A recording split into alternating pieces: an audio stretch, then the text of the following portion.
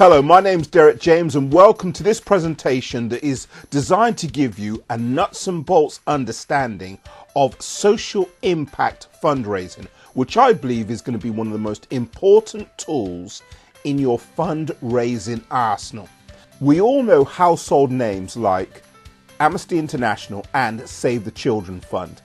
They are involved with raising money for their good cause, and sometimes there is an advantage that a big organisation will have over a small organisation, a small charity. In this presentation, you're going to hear about a number of ideas, concepts that are going to shift the balance in the direction of small organisations that can actually produce results in ways that big organisations will find difficult to duplicate. This presentation lasts 2.5 hours, so there's a lot of information to go through, but if you hear something that is of interest, take a note of the time code so that you can fast forward to that idea at some other point in the future. Okay, now within reason, anybody who's involved in the third sector, so whether you're involved with charities, you give charitable donations to organisations, when you give money to any organisation, you are looking for an outcome, you're looking for an impact. And in that impact, you're looking more importantly for the impact to be positive. So you're looking to write a check, give a donation, or facilitate grants being given to outcomes that are going to be positive in nature. So social impact fundraising is really the idea that you are giving money to, receiving money for a social impact agenda that's going to be positive. And within reason, if you are going to be giving money to a social impact agenda, or if you're raising money for a social impact agenda, then you want what you're going to be involved with to be sustainable. In other words, you want to start a process that is going to be here from now until forever, because if something's good, you want to keep backing it. Okay, so with this presentation, there are going to be two types of listeners. There are going to be listener group 1. You may have a project that needs money. And then there are going to be listener group 2, where you may be looking to give money to a process. So with an understanding that I'm speaking to two groups of people with two hats on, listen to what I'm saying and then basically take from the menu that which suits you best. But in a nutshell, social impact fundraising is a way in which you can give money to organizations, or you can raise money for organizations or yourself, a project that's going to have a positive outcome. So it's kind of like investing in an idea that you know is going to work. So the process you're backing, the idea that you're investing in, already works. It already has a means by which it can show that it's making a positive impact. So you're not trialing an idea, you're not investing in an idea that you hope's going to work, and you're not listening to a pitch. In other words, you're not listening to me speak to you about an interesting concept that sounds feasible, but it hasn't been put through the ringer, so to speak. Social impact fundraising is about finding the ideas that are going to work, because maybe there are people out there that have done the trial and error for you. Maybe there are people who have observed the ideas that don't work. And what you're now doing is you're listening for an idea that can give you the way in which you can position yourself to raise money for ideas that have already gone through a trial and error process, maybe through observation, maybe you're comparing idea A to idea 2, maybe, as in the case of the way in which they look at television programs, you can find the writers in a series who are the guys that create the jokes that get the best response from the public. So today, because of all of the types of data systems that exist, it's now possible to identify the people who you should back. And social impact fundraising is really about understanding how to get yourself in an environment, or to find the environments where things are working out. Okay, now, if I said Amnesty, if I said Oxfam, and if I said Save the Children, then as brand name charities, we know who they are, we know what the organizations are because of what they do, because of their presence in the marketplace, because, well, they're household names. Most people that are involved in the third sector do not have the money, don't have the volunteers, don't have the expertise to put themselves on the map in the same way that Oxfam, Amnesty International or Save the Children Fund has done over the last, for some of these organisations, 50 to 60 years of their existence.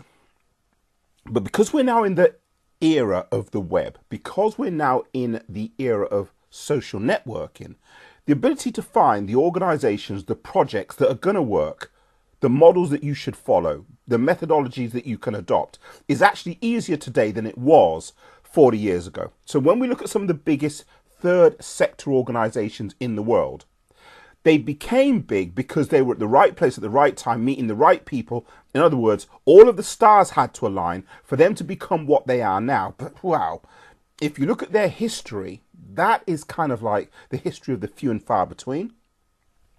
What we're looking for are the many and often, not the few and far between. Okay. If you heard a parrot speak, then a parrot speaking doesn't mean that a parrot's got intelligence. It just means that a parrot knows how to repeat sounds that it's heard from elsewhere. And when you look at a number of people who will make presentations about a charitable initiative, the idea sounds interesting until you kick the tires.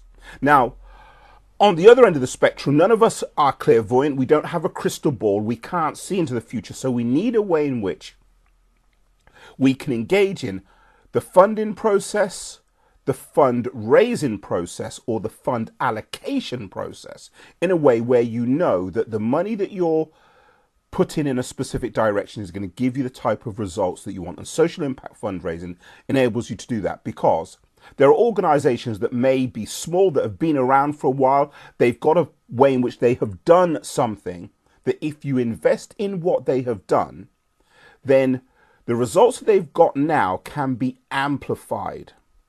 So you're not backing horses that don't work and that don't have a chance of winning. You're actually backing horses that are almost sure things.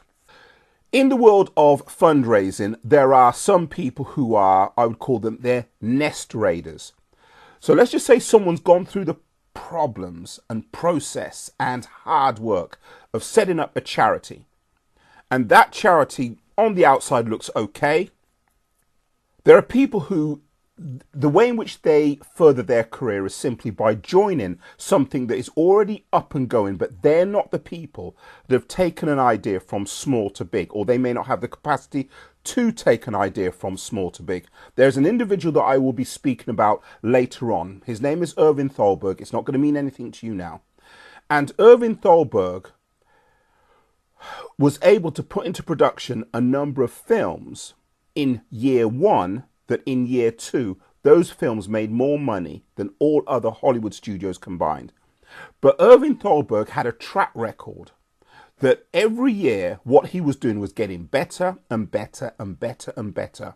And he was exponentially increasing his impact in the world of film production to a point was actually achieved where it was understood that what he did in 1936 affected the profits that would turn up in 1937. And in 1937, what he achieved was making more money than all Hollywood studios combined, because this one man was better than everybody else in the business. The polar opposite to a Irving Thalberg is somebody who, when they join an organization, their presence makes no difference.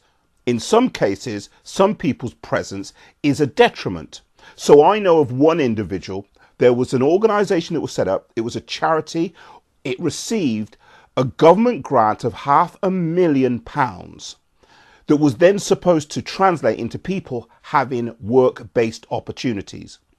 And at the end of a period of this person turning up, where the organization was set up, and for the first year and a half it was finding its feet, the second year and a half with this new management in place, that organization with £500,000 went from a promising organization to an organization with no assets, £30,000 worth of studio equipment that was part of this organization's mandate to make a community better. £30,000 worth of equipment disappeared. Nobody went on to have work because the organization, in terms of it being a legacy based organization, because it was now self-sustaining, sustainability didn't turn up because the person at the helm of the organization didn't know how to create business models that would generate money. In other words, there are some people who their presence is the polar opposite to an Irving Thalberg. Right, now why say that? I know somebody who you'll be introduced to later on who has set up something where people have gone on to have careers at the Lion King level because of what they're doing. So there are some people who are good at what they do. There are others that purport to be good at what they do. And you need to be able to identify the people that can actually bring into being the objectives that they have for themselves, their organizations, and we can go on. And when I speak about organizations bringing into being something, if you are an investigator, then you can search the public records and find out what people's track records are by looking at the companies that they've set up or the charities that they set up that have subsequently dissolved. And then you have to ask the question, well, why did these charitable initiatives that they set up, why did they dissolve? Why aren't they in existence anymore? And then if you do some research, you can see that the officers that were part of that company, some of them may be beards, others may be there because they're simply there to make up the numbers. But the person at the head of that organization, or the people that are part of that decision tree, that decision matrix, were never going to be the individuals that were going to become the future Oxfams, the future Amnesty Internationals, the future big brand social agenda initiatives that were going to make a difference in either their local community or the wider world. We're not saying that everybody listening to this presentation is an Irving Thalberg, will have the capacity to become an Irving Thalberg. But what social impact fundraising allows you to do is find the people who are going to make the differences that can amount to let's just say an Irving Thalberg type landslide in the future. Because too many projects are invested into in the hope that something's going to work out, and sometimes they don't. And so I have been involved with projects and I have observed projects where money has been invested, and sometimes that money has been, well, anything from 1/3 of a million to 500,000 and more over the years. And the people managing those projects, when leaving those projects have become either one, non-existent, bankrupt, or near bankrupt. And so when you're observing that type of management, there had to be a way in my mind that you could circumvent the people who are making mistakes where there is no positive legacy. So if a project, once given £500,000, ceases to exist, then the only people you can blame are the people at the front of the project, because they're the ones that are making the decisions. If a project has been in existence for maybe a few decades, and then when a key individual leaves, that project is left where it's on the verge of becoming bankrupt, then that project and its financial condition has to be, well, you have to look at the manager and say, what is it that you've been doing for the past 20 years? In the world of the third sector, which is obviously completely different to the commercial world, in the commercial world, people are driven by the need to make profits. But in England and America, there is a community of philanthropists that want to give money to projects that are going to make an impact in the world. And those projects come under the banner of corporate social responsibility initiatives. So let's look at the concept of corporate social responsibility. If, as a company owner, you want to be involved with a project that has the objective of alleviating child poverty, then everything about your initiative has to be dedicated to achieving that goal. So if on the one hand you are trying to alleviate child poverty, whilst another organization is taking the resources that are literally taking away the food out of a child's mouth, you are going to be in opposition to that initiative that's actually working against what your agenda is. That makes sense. Now, where I come from, There is, according to the National Census Statistics from 2011, a 37% child poverty rate in the district that I come from. And so I was looking to be involved with a corporate social responsibility initiative that was really designed to bring an end to child poverty. But I'm using the tools of a corporation, a company, to achieve that end goal, not the tools of a charity. And the worlds are completely different. So let me give you a case history to illustrate the difference between corporate thinking and possibly charity thinking. All right. Or I'm not going to say that every charity owner runs their organization like this, but I think the illustration that I'm going to give you now is going to serve as a good case history that shows you why I believe some people can be really off target. Now, there's a woman in the world of activism. Her name is Naomi Klein. So she's written a number of books, great thinker, read one of her first books, and Naomi Klein was coming to Oxford. Naomi Klein had written a book that was really about climate change, the impact that climate change is having on the world, and what companies, what individuals, what society as a whole needs to do to basically change the future of the world by being involved with anti-climate change initiatives. And so I had at the time a shared office space with one of Europe's biggest climate change organizations. And as part of the book tour for Naomi Klein was coming to Oxford, and she was going to do a talk that was sponsored by her book publisher. And so I heard that Naomi Klein was coming to Oxford because obviously I'm in the same office as a climate change project that is one of Europe's leading climate change initiatives. And they were the host to Naomi Klein coming to Oxford. So I said, well, are you getting Naomi Klein filmed? And to me, that was a kind of logical question because that's the business that I'm involved with.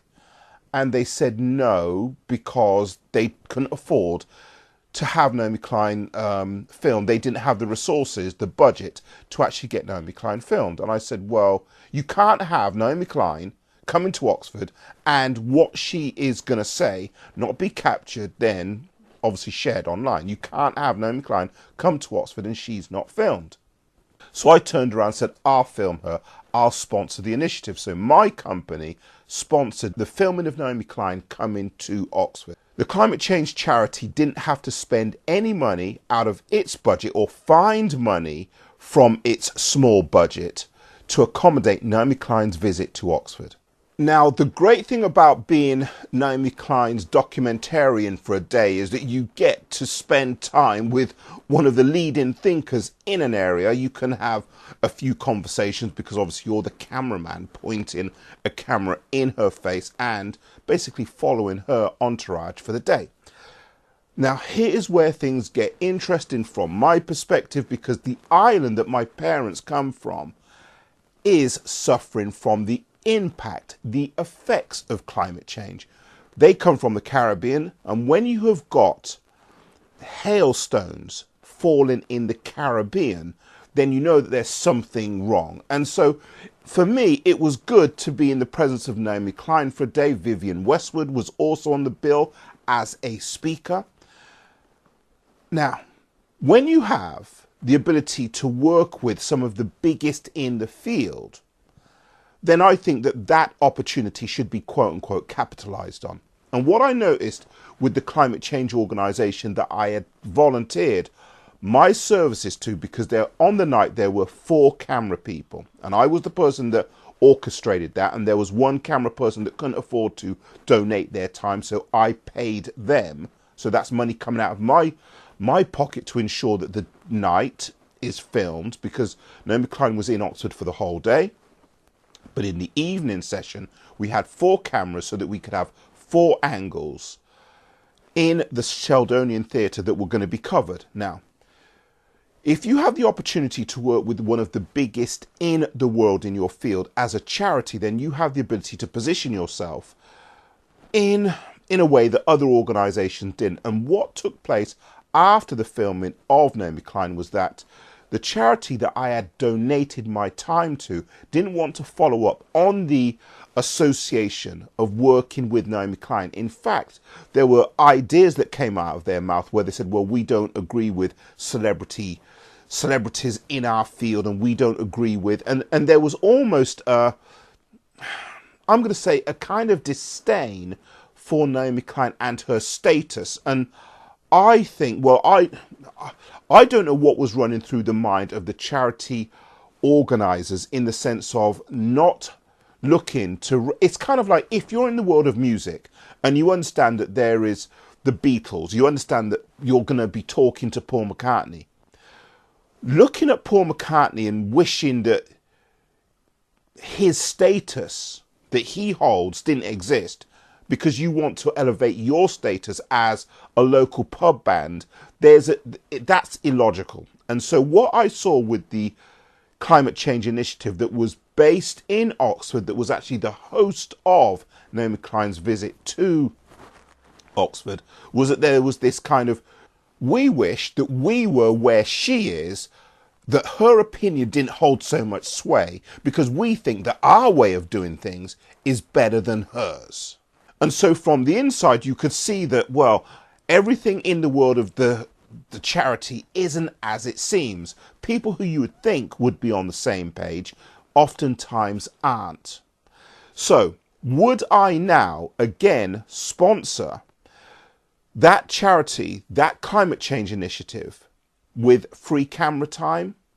No. Why? Because their ethos isn't right. If you have ever heard anybody give a lecture on climate change, then if you understand what they're saying correctly, or if they're good at delivering their subject, then they're basically telling you the world is going to come to an end unless we change the way in which we're doing things. So in that climate, pardon the pun, you'd expect an all hands on deck mindset and any effort that takes us forward to be appreciated. Well, what I heard from behind the scenes and in subsequent conversations was really yeah, we hosted Vivienne Westwood coming to Oxford. We hosted Naomi Klein coming to Oxford. Oh, we wish we didn't have to do it because we think that there is a better way. But the association with the book publisher, you know, I'm not saying that they were saying it was a necessary evil, and I'm not going that far. But what I'm saying is this, is that if an organization has an intention, and let's just say that that intention is to slow down the impact of climate change. Now, with an understanding, as said earlier on, that my parents come from the Caribbean, when you have hailstones the size of cricket balls falling in the Caribbean as a weather anomaly, you know something's wrong, okay? And so if you're looking to stop that from being something that's going to happen on a regular basis and the occurrence of that being stopped, then you do want everybody to be kind of working in the same direction, singing from the same hymn sheet and having the same objective as their principal operating system. Okay. Now, earlier on, you heard me say about where I come from. I'm talking about England. There is the area that I come from, there is a 37% child poverty rate.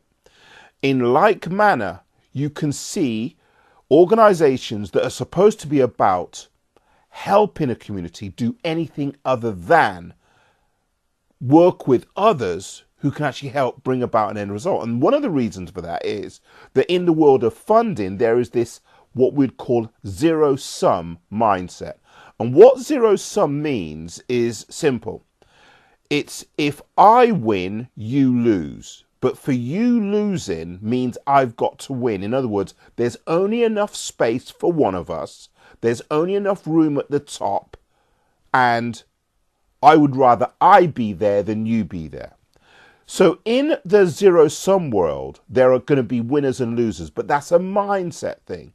In the non-zero-sum world, so let's just look at the world of athletics. That's a non-zero-sum world in that the people who are the best, the people who are the fastest, the people who are the strongest in the world of athletics occupy a space because their talent has allowed them to do so. So Usain Bolt is the fastest in the world, and as the fastest in the world, he occupies a space that nobody else can fill because his talent has taken him to that level. But in the world of charities, where an organization wants to be the primary service provider, their mindset runs on the idea of there's only enough money for us to get funding, and we want to get the money first before anybody else does, because if we don't get the money, then we're not going to be in a job. That mindset is completely different to how do we do what is in the best interest of the starving children, the climate change issue being addressed. So in the world of charity, in the world of philanthropy, if you're working in the best interest of an agenda being met, being achieved, then there isn't rivalry. We're not talking about Tesco's versus Sainsbury's, Ford versus Vauxhall, BMW versus Audi, the Rolling Stones versus the Beatles. It's not about rivalry, or it's not supposed to be about rivalry. But when you have those in the charity sector, in the third sector, that do operate with a rivalry mindset, that do operate with a zero-sum mindset, then charities are actually going to be working against themselves or the objective or the ethos that they're supposed to uphold. So if you go to Haiti, as a case in point, when the disaster took place in Haiti, the earthquake, you saw over 100 charities look to set up shop in Haiti, because all of these charities needed an agenda to fulfill so that they could then justify their existence to their funders, who they could then write a report to and say, look at the great work we're doing in Haiti, give us some money, please. In other words, we need a job. That's the overall operating system that they're running on. Now, the reason for bringing that up is this. In the world of charity, it's not supposed to be me versus you. But in the world of charity, you can have people that are operating with that mindset. And that's the problem. When you've got people who are operating in their own best interest, not in the interest of the objective that they're supposed to fulfill, you're going to have all kinds of reasons that a charity is going to concoct to stay in business. And some of these charitable organizations will be involved in practices that are better suited to the rivalry that we see with Tesco's versus Sainsbury's.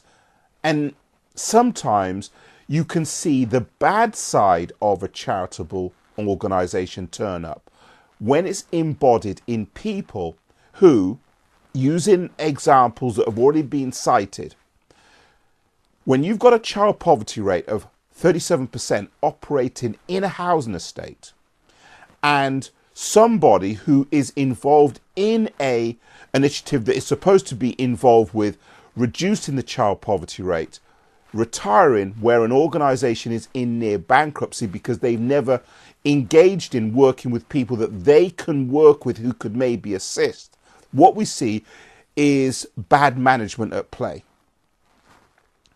Social impact fundraising gives an organization the ability to put itself out there so that you can judge the organization not based on what they say, but what they do. And as an organization does what's in its remit and what it has in terms of its capacity to fulfill, you can identify the good organizations, and you can then find those organizations that you should back because they're putting in place the ideas that are really making an impact. And in the world of transparency that we now live in, you can actually follow an organization and you can see, wow, look at what they're doing. They're getting more people into jobs. They're getting more people out of poverty. They're and then you can look at all of their accomplishments, and that's how you can judge them. Organizations that aren't that good don't want to be involved in a public display of what they're doing. And the reason is this: more often than not, you've got organizations that are not operating with a way that will enable them to use the best methods possible, which sometimes means hiring the Irving Thalbergs who can do something that you can't.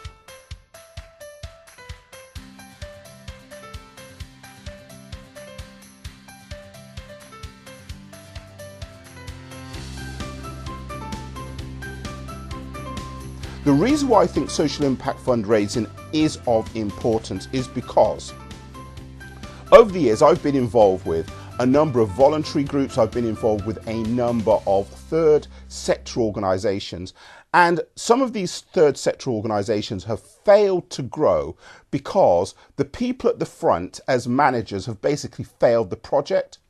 Now, what you don't want to be is an ideas engine for bad managers, because you give somebody an idea that they then take on board, and they take that idea on board and they basically turn the idea into a shipwreck. So what you want to be doing is you want to be aligning your investment, whether it happens to be in time or money, in an organization that is going to move ahead.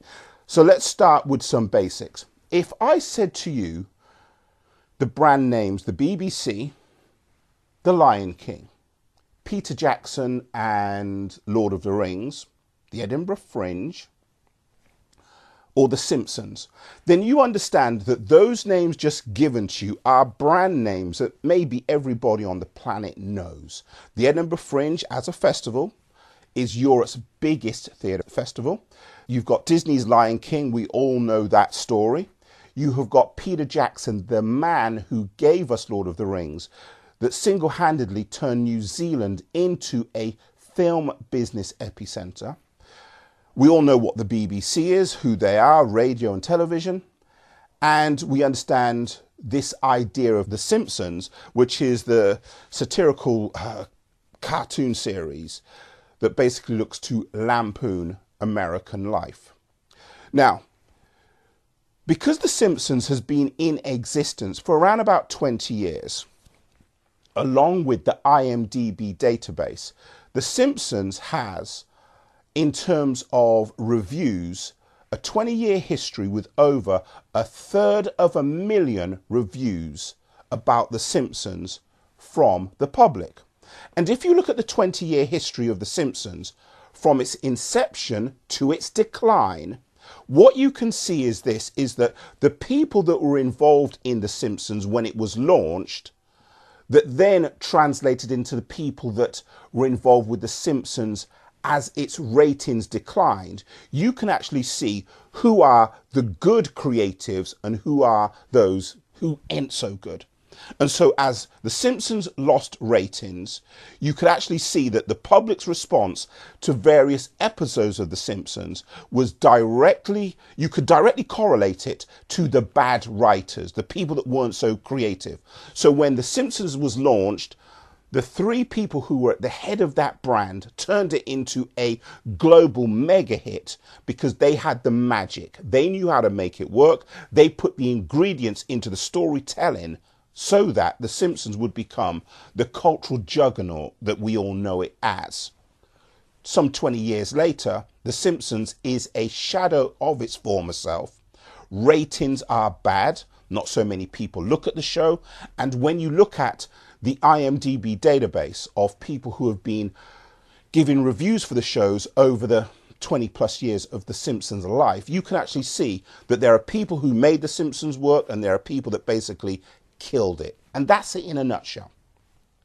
Now imagine if you had the same sort of transparency with regards to either receiving or giving money or advice to an organization.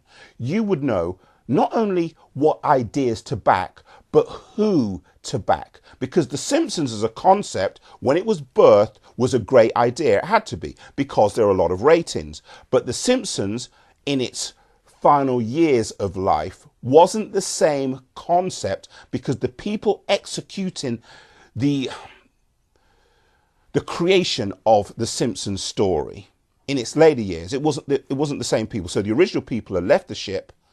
The new people who are now in command basically took the Simpsons in a direction where it would die a death, the death of the Titanic, so to speak. Okay. So an idea is only, sometimes some ideas are only as good as the people that are at the helm. So when you now look at the world of the arts in general, so whether you happen to be in England or America, the world of the arts is run on ideas, but some people are better at executing those ideas than others. Now, let's just say you happen to be involved in the world of music, theatre, film, television, and you are someone who's looking to invest in the new generation of talent. Let's just say that you are somebody who, as an artist, as a band member, as an actor, you want to be involved in the industry of film, television, theatre, music as a career. The problem that we have seen with the music industry, the film industry and the television industry in the last 20 years is that the changes that have taken place in the world of film, television, theatre have been huge, primarily because of the internet. Now, some of these changes are, well, they're better. And the idea is to give you a window into those changes that are going to help you guys that are involved with giving money to organizations, or you who are looking to write applications, to be able to stand out from all of those ideas that shouldn't be invested in. Because anybody can write, I'm a good screenwriter. You know, that's an easy statement to make. But your screenwriting skills, if translated into failed episodes of The Simpsons, means that you're not as good as the originators who created the concept. There's a difference between the two. One group of people who started a process turned a TV show into a cultural juggernaut. Others who inherited its mantle turned that TV show into a dud, something that isn't looked at by a lot of people. Now, the idea of social impact fundraising is to find, highlight, identify those people who should be invested in. It's really that simple. Social impact fundraising is slightly different in concept to crowdfunding, because with crowdfunding, you still don't know who you're invested in within reason. So the majority of people who go for funds through a crowdfunding mechanism are looking to source money based on the pitch that they write. So they're going to say, I'm an author, and they're going to give the name of and the description of what it is they do in the world of the arts, with the hope that what they write and then record as a video pitch is going to get you or I to invest money. And they've got to be pretty convincing. So every pitch is going to be put together where the best foot forward is what's going to be put forward. But at the same time, that best foot forward in some people's case may simply be not so much erroneous, and I'm not even going to say that they're stretching the truth. They're as good as what they think, but they're not going to have the capability to, let's just say, win in the ratings war. Because I know just as well as you do that if you understood that the people who are writing The Simpsons now were putting together a pitch for a new show that they were going to do, you wouldn't invest in those new writers. You would invest in the original writers, not the new ones, because there's a difference between the two. One group of writers who will say, we worked on The Simpsons in their resume, in their CV. That sounds good until you look at the ratings that they created. So there was a group of people who, in terms of ratings, those writers aren't the good ones. So you need to go back in time, look at the stats, and then you need to find the writers who are involved with putting The Simpsons on the global map, so to speak. Okay. So what social impact fundraising enables you to do is kind of scratch below the surface and find the better writers, the better actors, the better producers, the future Peter Jacksons. All right. Now, with that being said, let's start looking at the mechanics of social impact fundraising so that we can all understand it, because the process is really very easy to understand. It's so transparent that you'd have to close your eyes to not see through what I'm going to explain to you. I've got a friend. The friend's name is Beverly Harry. She set up an organization called the Miss P Foundation around about 10 years ago. And the idea of the Miss P Foundation is to raise money to help children go through arts-based education, arts-based skill learning processes so that they can have a career in the arts. That's it. Really simple. The way that Beverly happens to do that is that she puts on a summer camp. She puts on a performance. People come, learn things about the arts. They will do a performance. And at the end of the performance, with the performance being seen by the public who will pay for a ticket to go and see a show, she raises money. And then that money is given in the form of grants and bursaries to kids that will then go on and study in their intended area of the arts that they want a career in. Makes sense. One of the first people to actually come out of the Miss P Foundation was Beverly's daughter, and the reason why the Miss P Foundation was started was because Beverly's daughter wanted to go to an art school. It happened to be the Erdang Dance Academy. And the idea is that she wanted a career in arts, but they didn't have the money to actually fund the educational process. So a fundraising event was put together. And with that fundraising event, enough money was raised to get Portia into the world of the arts in Erdang, which is one of the best dance academies in the UK. At the end of that process of her education, and as a result of going into a number of auditions, Portia ended up being one of the cast members for The Lion King. Now, I'm not going to go on any further with regards to Portia's achievements because she's still moving ahead. But the point is this. You had somebody who came up with an idea that raised money, that put someone through an educational process that ended in them becoming a cast member of The Lion King. In other words, you had a process that worked that resulted in somebody who was good enough by an external body, i.e. those people who were doing the casting for The Lion King, to say, yep, you're good enough to be in the cast. So you don't get to be a cast member of The Lion King being average. All right. Now, a number of years ago, I put together a small film training program, and which was really aimed at the below 12s. And there were a couple of the below 12 students that were involved with the training that I was doing. And the training was designed to do one thing and one thing only: enter kids into a BBC filmmaking competition under the banner of Screen South. So 2 of my kids ended up winning a BBC filmmakers competition. So in terms of training people where the impact on their life is that they have walked away with winning a BBC competition. And in the case of Beverly, where someone has been put through a process where they end up, now I want to listen to this, being a cast member of one of the most important stage shows in recent history. What we see is that what people are looking for, usually when they're engaged in arts-based pursuits, is the possibility of having a professional career. So if you can impact a 12-year-old with them winning, let's just say, a BBC competition, that later on may turn into them having a career at the level of The Lion King, the social impact is obvious to see. And so there's a difference between the training regime that one group of people will put someone through, put a child through, and another group of people will put someone through. So what you're looking to back is a process that brings about an end result. That's what social impact fundraising is all about. So as the saying goes, proof is in the pudding. Okay. Now, the reason why we have to start looking at the world of social impact fundraising, I believe, is really pretty simple. We're now in a world where people want to back, put their money behind, get involved with projects that are going to work. Within reason, we all understand that if you live in England, London is kind of like the epicenter for arts. It's the epicenter for the theatre world. It's the epicenter. It's the center of the planet with regards to if you want to get involved in the television industry and in the film industry. On a global perspective, it's obviously going to be New York, but more importantly, California.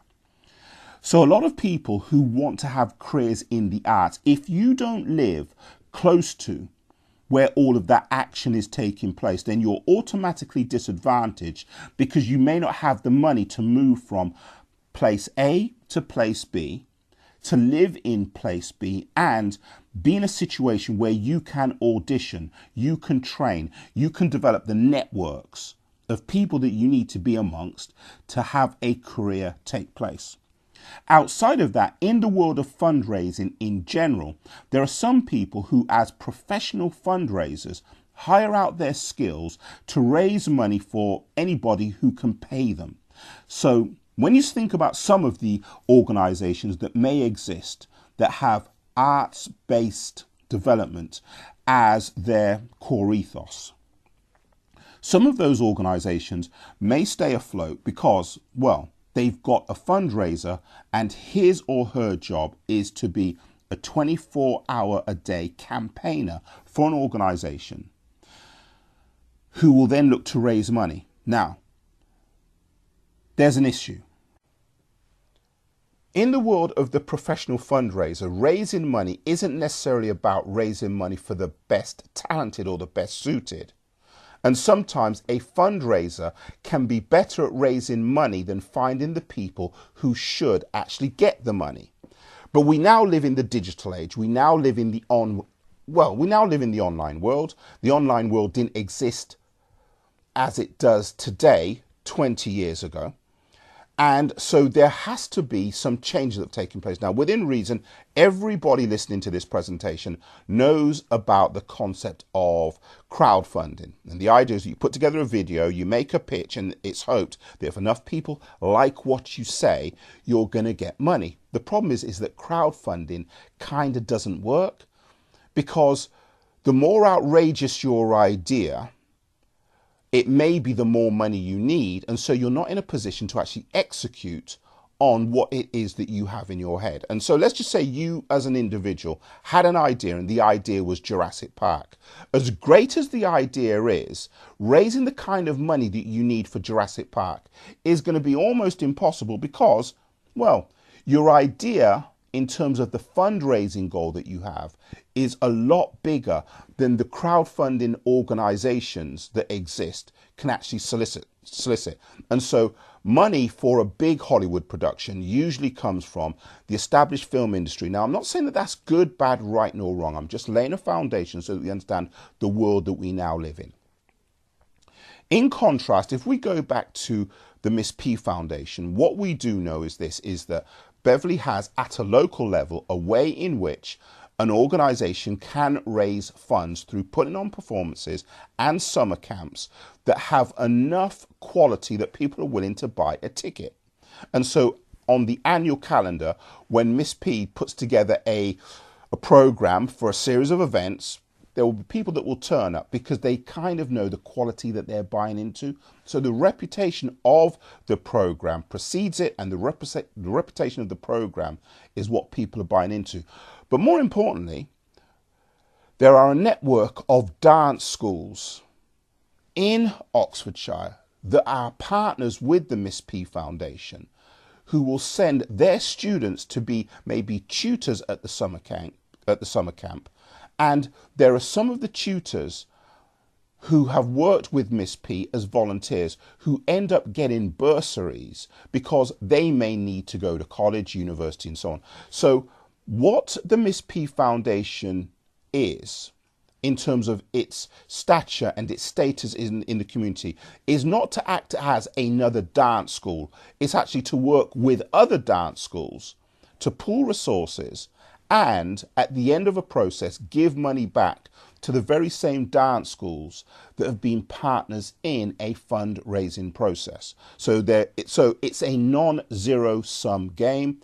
Everybody wins and everybody's happy. Now, I want you to imagine that same process, but on a bigger level, for anybody who is listening to this presentation, where you can see that there's a way in which you can start working with arts-based organizations or arts-based individuals who may have career goals where the money that they need is going to be bigger than one single grant that they could apply for. Okay, So what we're going to do now is we're going to look at another example of what is taking place in the world of arts so that we can then look at money, and I'm talking about big money, from another perspective so that we understand that there is a way forward for arts-based organizations. In the world of music, we understand that the music industry has changed beyond all recognition in the last 15 years. We have seen the arrival of online piracy, which for some record labels, and I'm talking about the independent record labels, the big labels as well, we have seen the arrival of the online world in its early incarnation in the early 2000s almost threatened the existence of the music industry, because it was believed that if people could get music for free, they weren't going to pay for it, and so you could no longer make money from vinyl or CDs. And so we have seen the music industry change to a streaming business. Money isn't really made from the high street. And if you can remember, in America, Tower Records, they went broke. In the UK, Virgin Records, as in the music chain, Richard Branson sold that. HMV no longer exists on the high street. And so it's now really Spotify and iTunes. But high street music sales, in the way that it used to be, no longer exists. So the music industry has gone through a lot of changes. In the 2009 IFPI report, the International Phonographic Organization that basically looks at and works with all of the record labels. In the IFPI report of 2009, record labels said that they still are involved in investing in new bands and new artists. They saw that there were over 1 million bands and artists online that were predominantly invisible. And what record labels said was that it still cost them $1 million to turn an unknown name into a household name. So that record label has got to be involved with radio promotion. They've got to be involved with touring support. They've got to pump money into maybe 3 music videos that are then going to be seen on MTV and any other platform that's going to influence sales. And what we now see is that the world of music, once upon a time, was easy for almost anybody to get involved with, because if you were selling plastic, if you were selling CDs, you could actually record your own CD, you could record your own vinyl album, take that album to a distribution company who would then look to sell it, and you could start with selling maybe 1,000, 2,000, if demand then warranted, 3, 4, 5, 10, 20,000, and in that petri dish of experimentation, where there are a lot of people putting out independent music, some people's music would sell more than others. And the sales that grew from the smaller labels became licensing properties to major labels, and out of that you would have bands and artists that could then get a mainstream major label career. So you could start a process on your own without actually needing a record label. All you needed was the music to be good enough so you could start that process. That's all you needed. Now, because of the online world, music sales in the independence world is hampered because of downloads, because people are able to get music for free online, and because, more importantly, the unknown band or artist isn't making enough sales to actually take the profit from sales and then plow that back into bigger product. With $1 million being the amount of money needed to turn an unknown band or artist into a household name, it's obvious that the unknown band or artist doesn't have that kind of money. I'm involved with putting together packages that work with unknown bands and artists where they can prove that what they're doing has got an audience, because we can show unknown bands and artists. Because I wrote a book a number of years ago called The Direct Fan Base Revolution, which was about the potential that was going to turn up as bands and artists, filmmakers, were able to use the newly emerging online world as a means by which they could get in contact with up to 1 billion social media fans. Now, where we are today, when I wrote the book in 2012, there were bands and artists that had somewhere in the region of 45 million social media followers. But we're now seeing bands and artists with 105, 110 million social media followers. So in terms of a group of people, in terms of a demographic, 110 million people is, if we were going to use a country to equate the numbers, it's around about 1/3 of the population of America. So when a band or an artist has got 1/3 of the population of America to talk to, their next album, their next single, their next piece of merchandise, their next tour, their next television show appearance, their next movie appearance, when communicated through this digital world, means something that is really simple to understand. They are able to impact how the market is going to respond to them being in a future film, them being on tour, them being on a television show. In other words, being online can affect ratings in ways that were impossible to conceive of before the internet age actually birthed. Now, the new band or artist doesn't have that they don't have that working for them.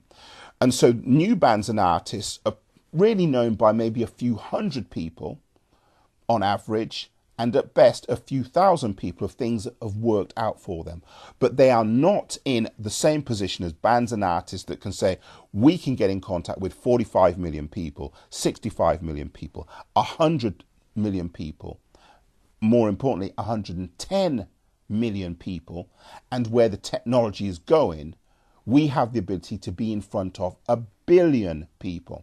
So there's an obvious distinction and difference between new bands and artists, new actors, and those people that are already in the game, already have a household name, and are going to be able to leverage their household name to use these new systems of mass communication to be in front of effectively 1/3 of the planet. So social fundraising, social impact fundraising, is really all about putting bands and artists, actors, theatre directors on a path where, if their talent warrants it, they're going to be able to be in front of huge numbers, and with those huge numbers they can leverage those numbers into future careers. But where does it all start? It does all start locally. And the reason why it starts locally is, using the Miss P Foundation as an example, they have a brand status that within the area that they are based, everybody knows who they are. They know what they do, what they stand for. Really simple to understand. And what the Miss P Foundation is going to be involved with in the coming years is using their Miss P Foundation locally and its impact to then offer the same type of advice to other arts-based organisations nationally and then internationally. And so with its 10-year history, the Miss P Foundation can say, here are the children that we have helped. Here's what we have helped them achieve. Those kids can then give their testimony. And then if you're an arts-based organisation looking for training, you can look at what the Miss P Foundation has done to raise money for the next generation of artists, and you can emulate those ideas. Because what you're doing is you're hearing from the horse's mouth how she did something. You're also hearing from people that are giving testimonials with regards to what they have achieved as a result of going through the Miss P Foundation process. And what you're now buying into is something that has an impact. You're not listening to somebody who is saying, I've got an idea and I hope it works. Now, to illustrate that point, I was told recently about an organisation that has had a manager for 23 years, and the manager is retiring pretty shortly. But the organisation from which this manager is retiring is now in a financial crisis. They were once sponsored by the National Lottery. That organisation no longer was no longer going to be a beneficiary of National Lottery funding. And so because a sustainable method was not built into that organisation's practice over a 23-year period, that organisation is now in a situation where it can't justify its existence. Now, what I mean by justify its existence is have a history of social impact where you can say, we have got young people who have now got careers at Lion King level. Or if the children are younger, we have got young people who have won BBC competitions. To bring that BBC competition example into focus, in the last 3 weeks, I was asked by somebody if I would go to a youth club that has got some problems. That youth club, it must have been about 10 years ago, within 10 years ago, was the venue where the 10-year-old girl who won the BBC competition that I'm speaking about, that's where she was based. She's between the ages of 10 and 12 when she won the competition. When I visited that youth club, because the idea was that they wanted me to do an inventory of what equipment that youth club had and what could be done to restart that youth club's process. And so on my visit, we literally found a few empty boxes where high-end equipment once was that no longer exists because somebody's obviously taken the equipment.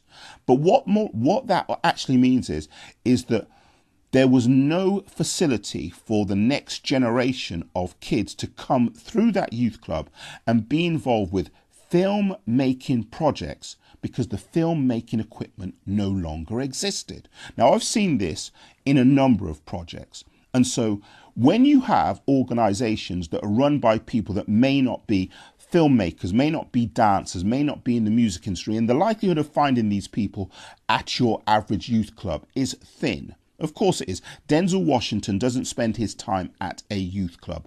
Colin Farrell doesn't spend his time at a youth club. Jennifer Lawrence doesn't spend her time at a youth club. Charlize Theron are the same. But what a lot of celebrities do spend their time being involved with are charitable initiatives, and they are patrons of a number of projects, including arts-based initiatives. So, if a celebrity can be given a process whereby they can see where their money, effort, and possibly endorsement is bringing about a positive change, then they're going to do that. Now, let's wind the clock back to 1981. 1981, interesting year. MTV was launched then, but Robert Redford launched the Sundance Film Festival. And the Sundance Film Festival, as a project, was really designed to do one thing: get people who are outside of the film industry into the film business. And what Robert Redford had identified was that the film industry was going through a number of changes. And he said, if I was trying to get into the film industry now, I would find it almost impossible to do so. When setting up the Sundance Film Festival was Robert Redford's way of getting people outside of the industry of film into the industry of film. So what you had to do in Robert Redford's day, or should I say at the launch of the Sundance Film Festival, was put together a movie, submit it to the festival, and Robert Redford would invite judges who were his friends to the festival that he was organising, and he would ask his friends who were screenwriters, directors, actors to make a judgment about these new films from these new actors, actresses, directors, producers, writers, with the idea that if talent was spotted, then simple, you would get a career in the industry. So we all know Steven Soderbergh. He is somebody who came out of the Sundance Film Festival initiative set up by Robert Redford, and some 35 plus years later, the Sundance Festival is still going. But we understand that the Sundance Film Festival was the way in which people got into the entertainment industry. Now, things have changed in the last 35 years. We have seen the arrival of the internet. We have seen the arrival of Netflix, Amazon Prime, streaming video, and we can go on.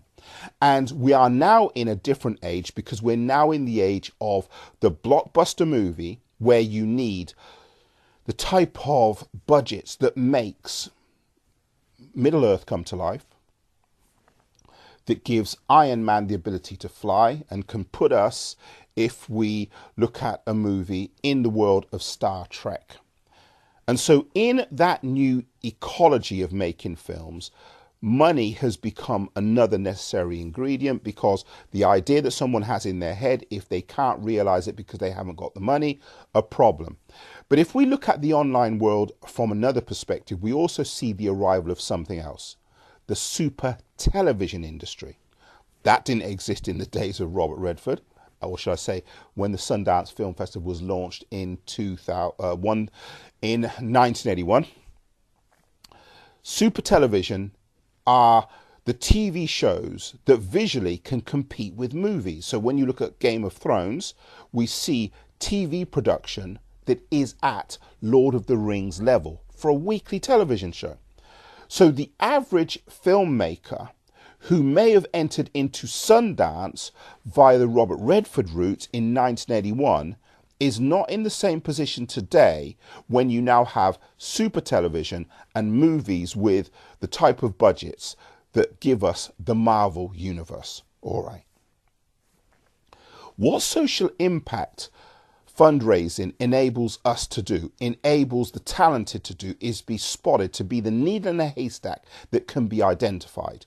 Now, I spoke about the BBC competition that I was able to train some young people to be involved with, where a 12-year-old, 10 to 12-year-old, she won a competition, and she could come out of that competition with her trophy saying, look at what I've done, look at what I have achieved. The trajectory that a 12-year-old would have to go on now to realize a film skill is completely different to the world of the Robert Redford era.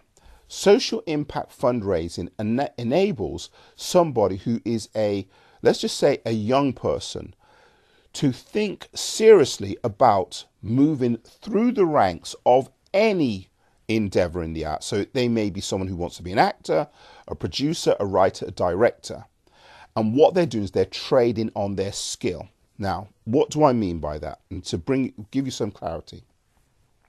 So I told you about this project where the 10-year-old, 12-year-old was, and in that project they had, we brought in filmmaking equipment for them to start making films so that they could then go on this process of winning a BBC competition.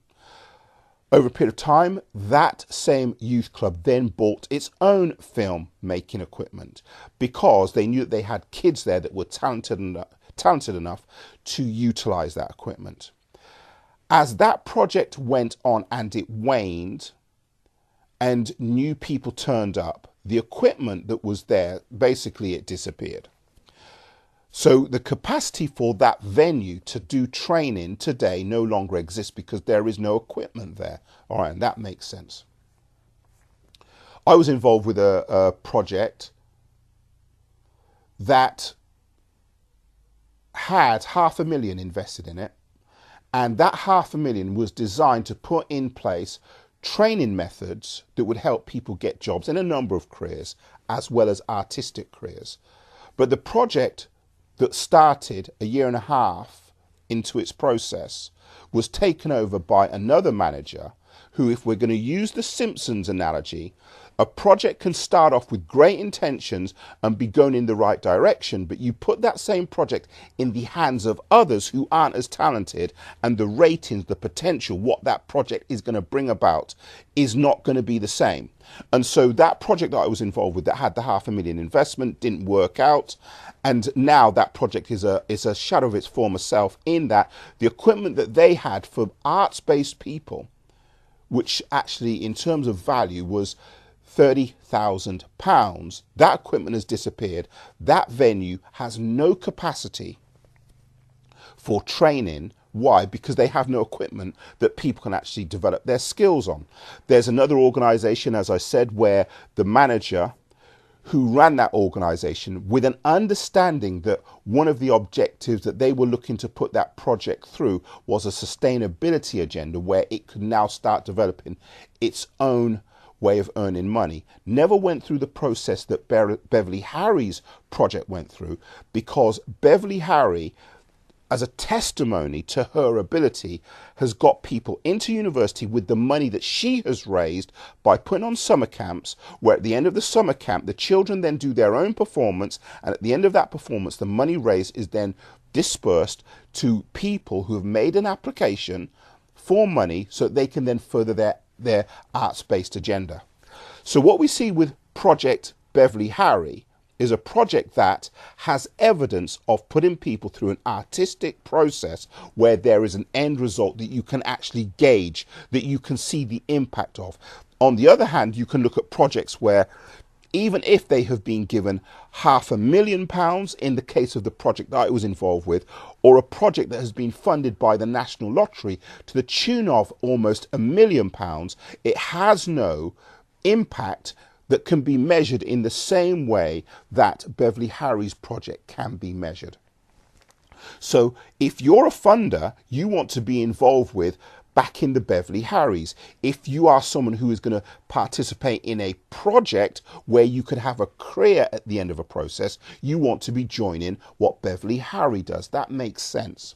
Social impact fundraising allows you now to find the people who you should back, where you don't have to be clairvoyant and you don't need a crystal ball to help you make a decision with regards to, are you going in the right direction? You don't have to second guess yourself. You simply have to look at somebody's initial process, understand that works, and then the people, the children, the young adults who are now engaged on a journey, you can actually follow them with the same type of ease today that you would follow the ratings that took The Simpsons from being the biggest and most successful animated TV series to one of the lowest rating viewing entities that exists on broadcast television today, because the mechanisms that allows you to facilitate transparency now exist.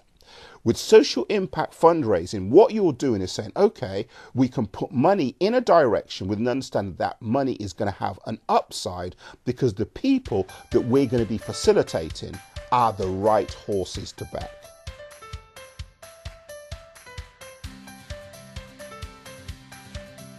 To continue with our equestrian themed examples and backing a winning horse, for the UK, the creative industry is worth around about 92 billion a year. But the problem with the creative industry is the barrier to entry, what you have to do to qualify to get in a career. So let's just say you're a new band, you're a new artist, and you want to follow in the tradition of the Beatles or Coldplay.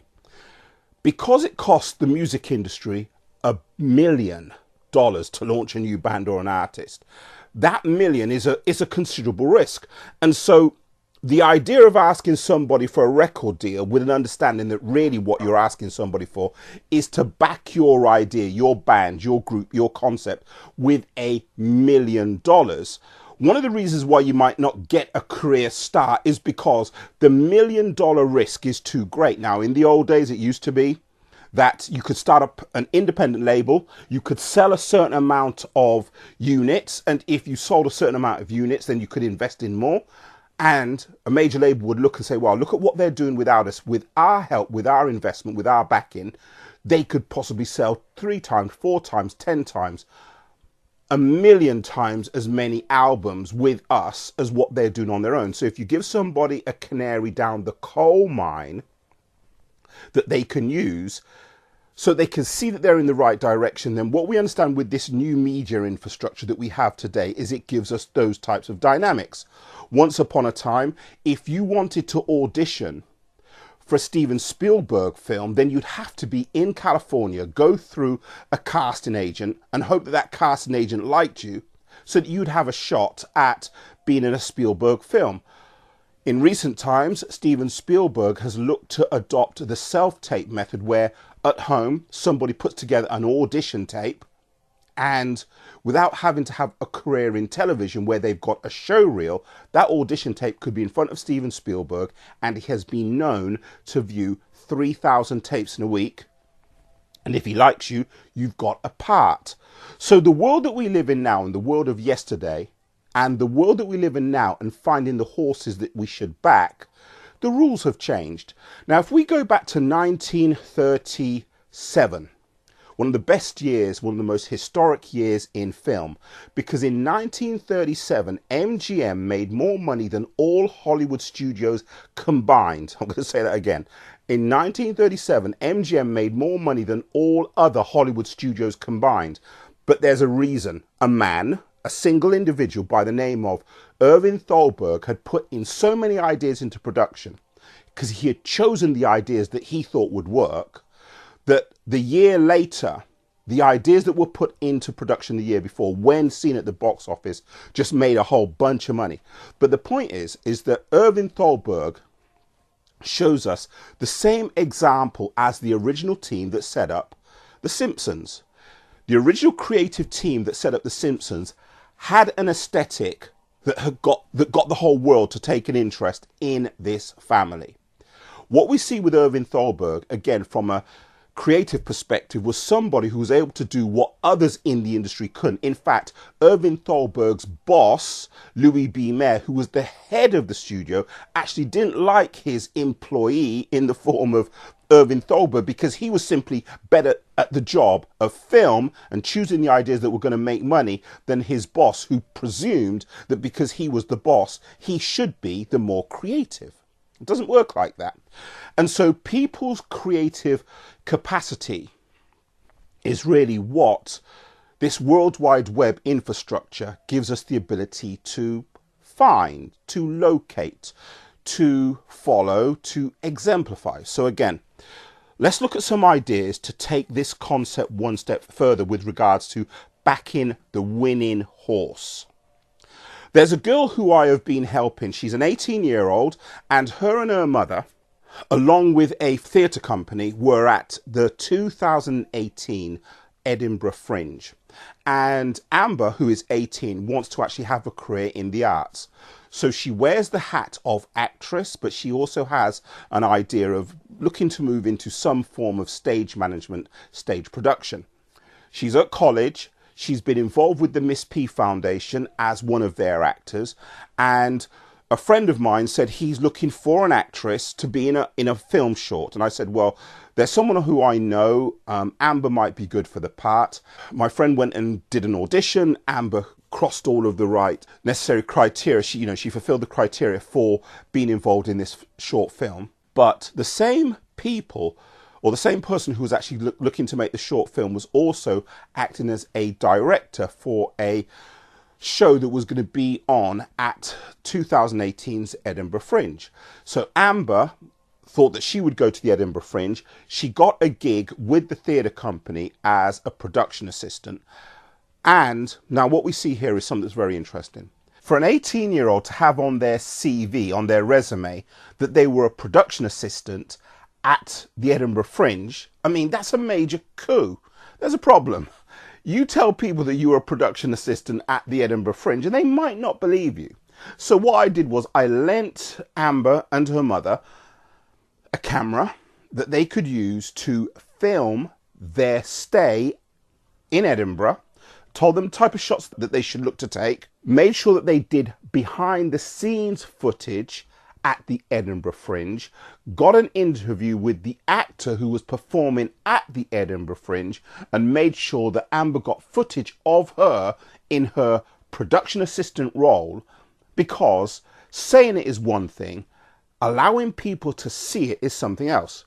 I'm also helping Amber put together a short, let's just say online series, where she can speak about her journey at the Edinburgh Fringe and how she's not only involved in production, but how she's involved with using technologies that will enable theatre companies to build up an audience for the things that they're involved with. Now, let's just look at what I have just said from the premise of understanding that Amber wants to have a future career in the world of theatre, much like the 10-12-year-old who I spoke about earlier, who needed the equipment necessary for her to progress in the world of film because she had won a BBC competition, but because the organisation no longer existed, or shall I say the organisation exists but the equipment doesn't, the 10-12-year-old is no longer in a position to pursue her career goals because she doesn't have the tools to do it.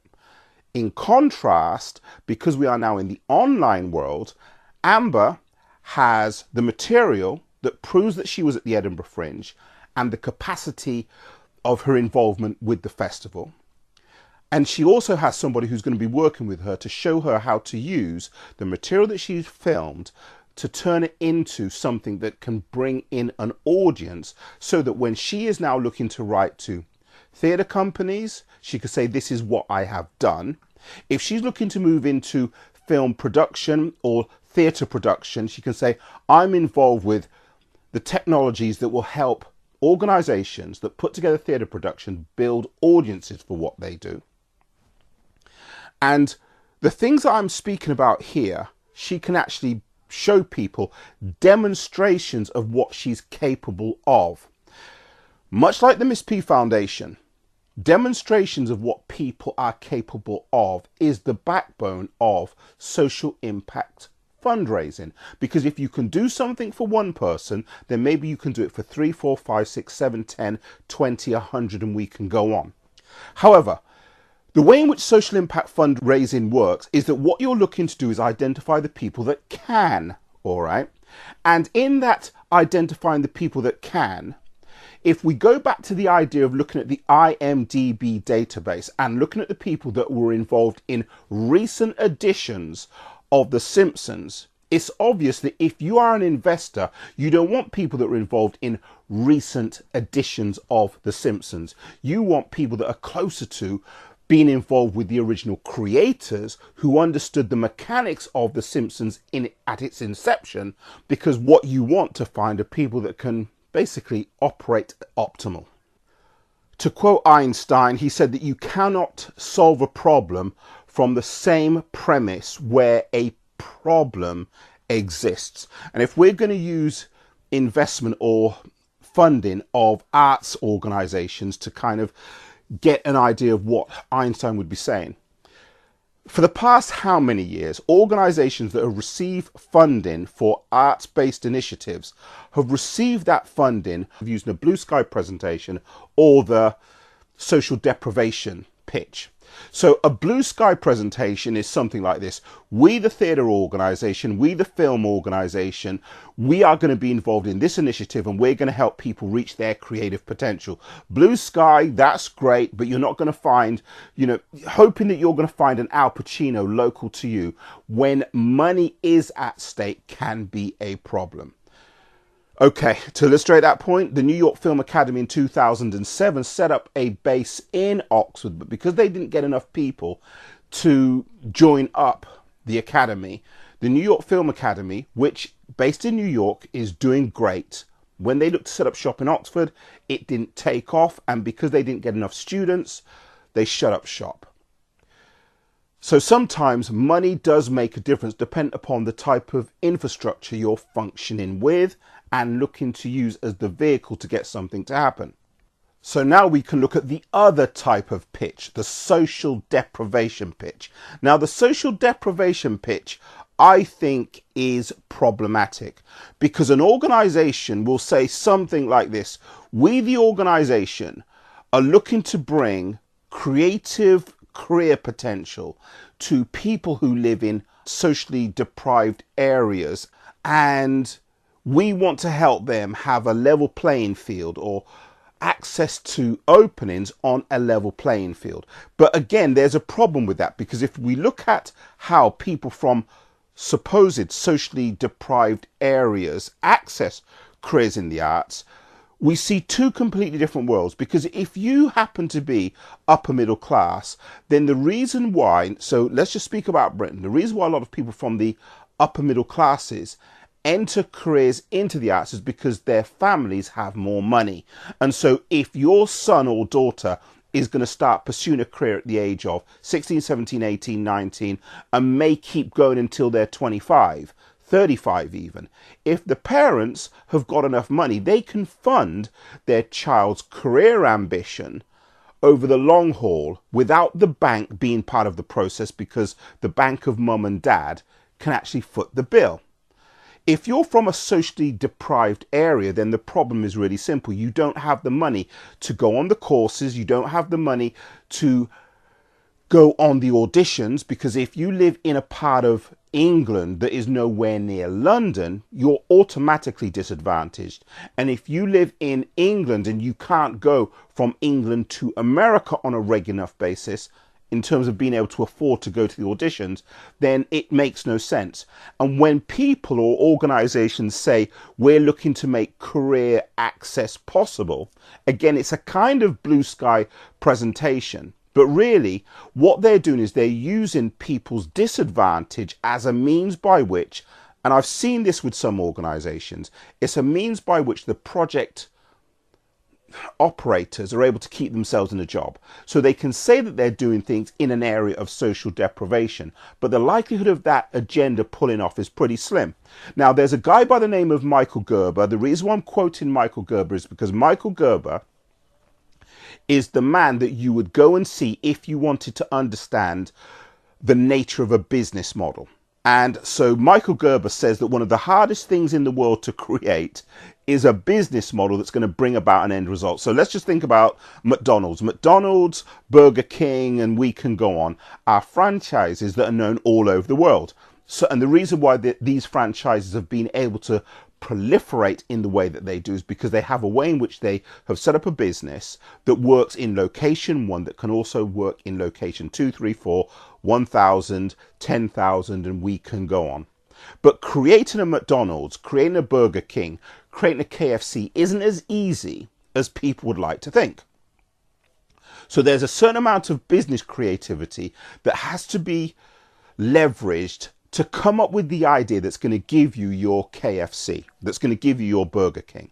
So when people say that they are looking to give people a means by which they can enter the entertainment industry as a career, they are not looking to give people a set of skills that those people can use as a vertically integrated process that gets them into the industry. What they may be doing is giving that person, let's just say, screenwriting skills. Hosting classes on screenwriting is all well and good, but if the screenwriting potential of the people in your screenwriting class are like those people who, with their screenwriting skills, brought about the demise of The Simpsons, then those people as screenwriters aren't really going to have a career. So the way in which you are going to look to identify your creatives has to have something that is more in common with what the Miss P Foundation does, in that they raised money, gave that money to specific school kids, who then took that money to further their education. And then out of that, there are those who, as I said, using the best case example so far, someone landing a role in the cast of Lion King. Okay. What we see with the Robert Redford Sundance Film Festival example is someone who understood that it was almost impossible for a new generation of filmmakers to get into the film business. And what Robert Redford said was, I'm going to set up something that is going to give all of you guys that have an interest in film, so you're going to be actors, you're going to be directors, you're going to be producers, whatever it happens to be, and I'm going to give you the means by which you can demonstrate your skill. So that means you have to make a film, and then with that demonstration of your film, you can enter it into the festival, and I will get my industry friends to judge what it is you've done. And if we see ideas that we think need to be backed, if we see producers that we think need to be backed, if we see writers that we think need to be backed, we will escort them into the industry. So Robert Redford set up a vertically integrated process of getting people who had no chance of getting into the industry into a career, because Robert Redford was doing the steersmanship, so to speak. So the problem that you have with these socially deprived agendas is that they are nowhere near close to facilitation in the same way that Robert Redford's Sundance Film Festival facilitates an industry inroad. What social impact fundraising can do is help you identify the people in the same way that Robert Redford identified people at Sundance. And it's not so much that the barrier to entry is lower, is that the barrier to entry in the digital age is different. And the difference can really be found when we use the word or the phrase knowledge economy, because we all understand that with the arrival of the internet, there is a knowledge economy infrastructure, which sometimes means you simply have to know how something works so that you can get the benefit from it. Now, there's a guy who, as the head of Sun Microsystems, made a statement when he was speaking to a group of captains of industry, and the question that he asked was phrased something like this. So in this auditorium, he said, do you think that the people that you have working for your organization are the smartest in the world? And the room was met with silence as everybody kind of looked at each other. But what you could see on their faces was simple. No, we don't believe we've got the smartest in the world working for us. And so the head of Sun Microsystems turned around and said, well, you don't have to worry about that, because the smartest in the world will find a way to get to you.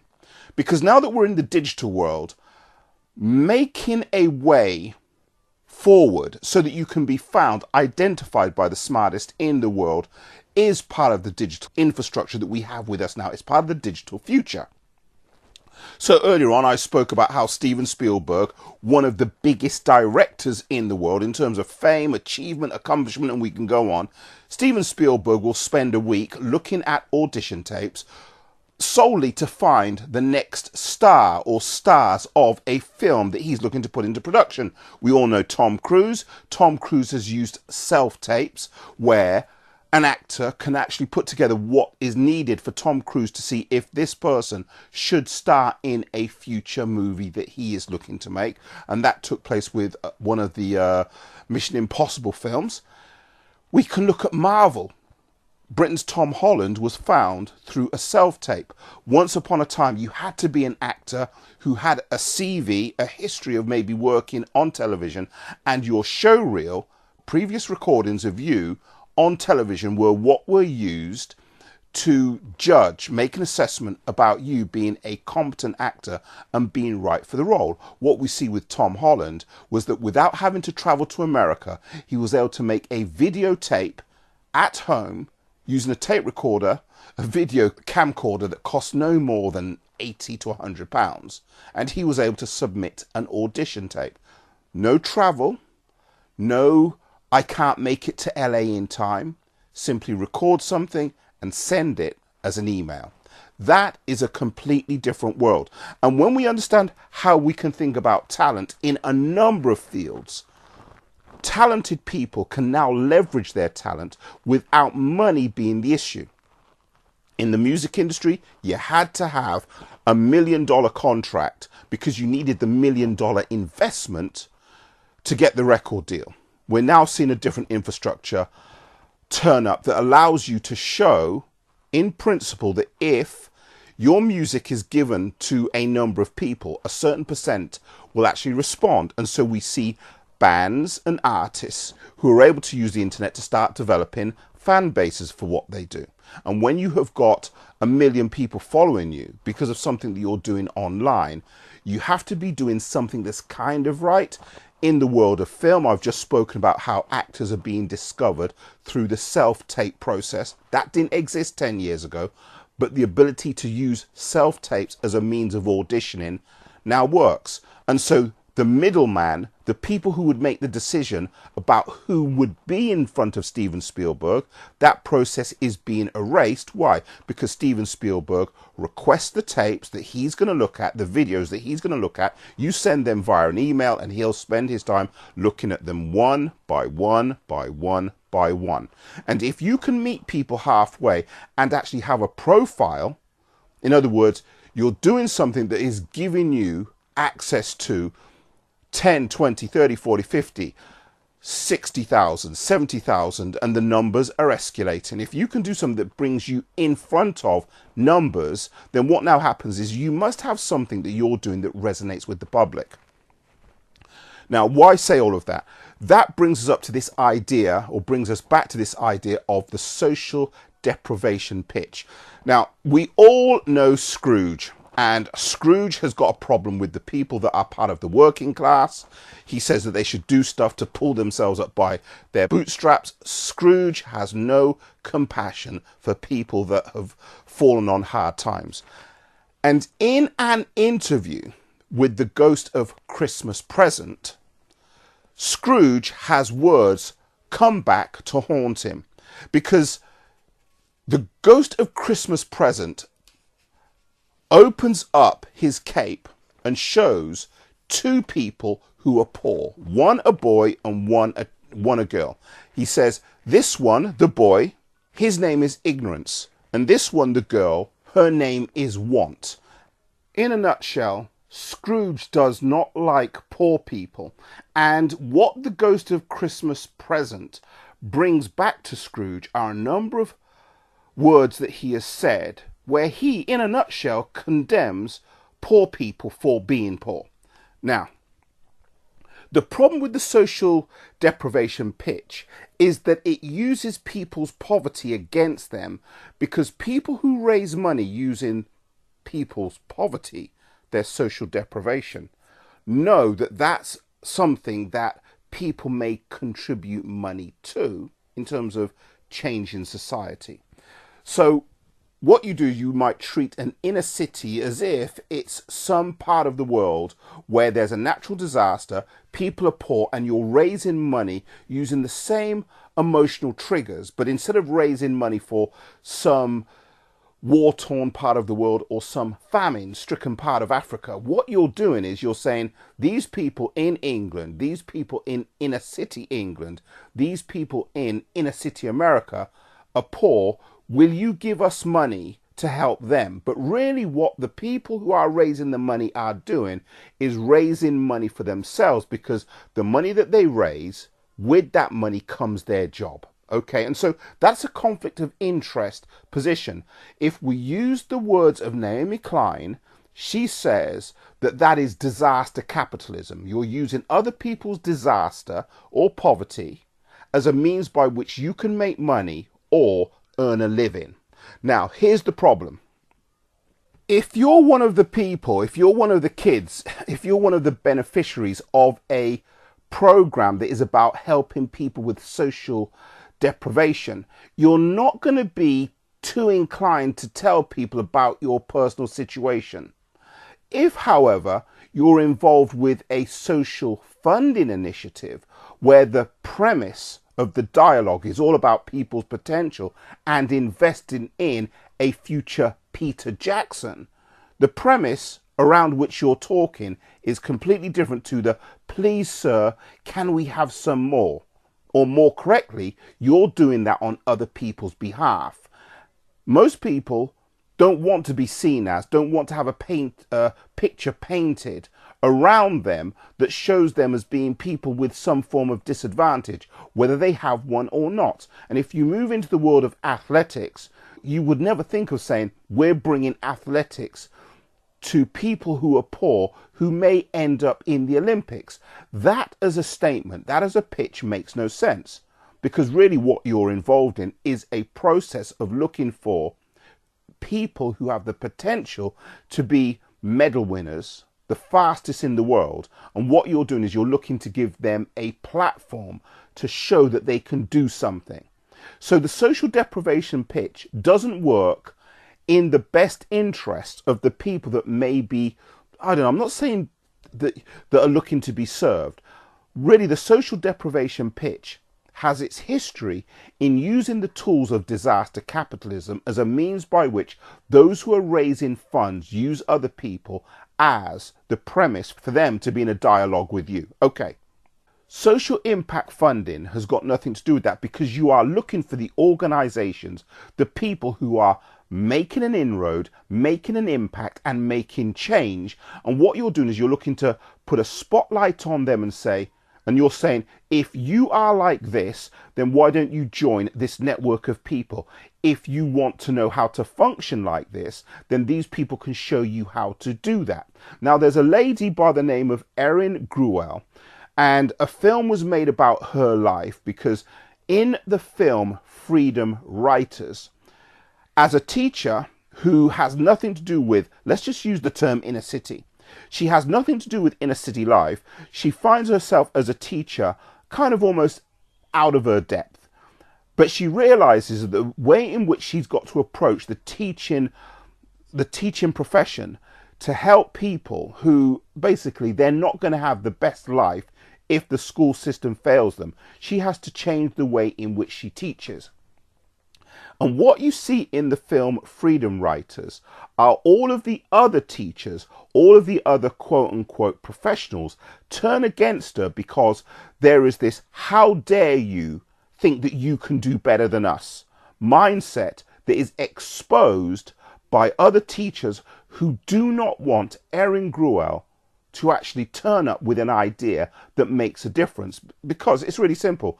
If Erin can do something that the other teachers can't, she makes them look bad. Okay, now in Charles Dickens's Scrooge, we see somebody who has a specific disposition, attitude towards poor people. In Erin Gruwell's film, Freedom Writers, we see the same thing turn up again.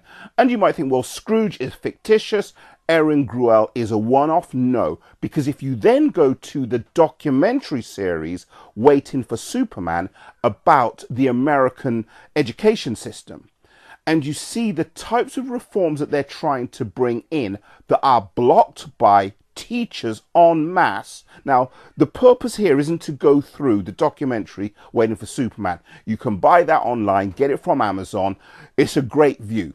But you see teachers en masse where union members en masse don't want the American teaching system to change because they've got a vested interest in the tenure system of payment, whereby once you've served a certain amount of time as a teacher, you then get that salary for life, whether you are a good teacher or not.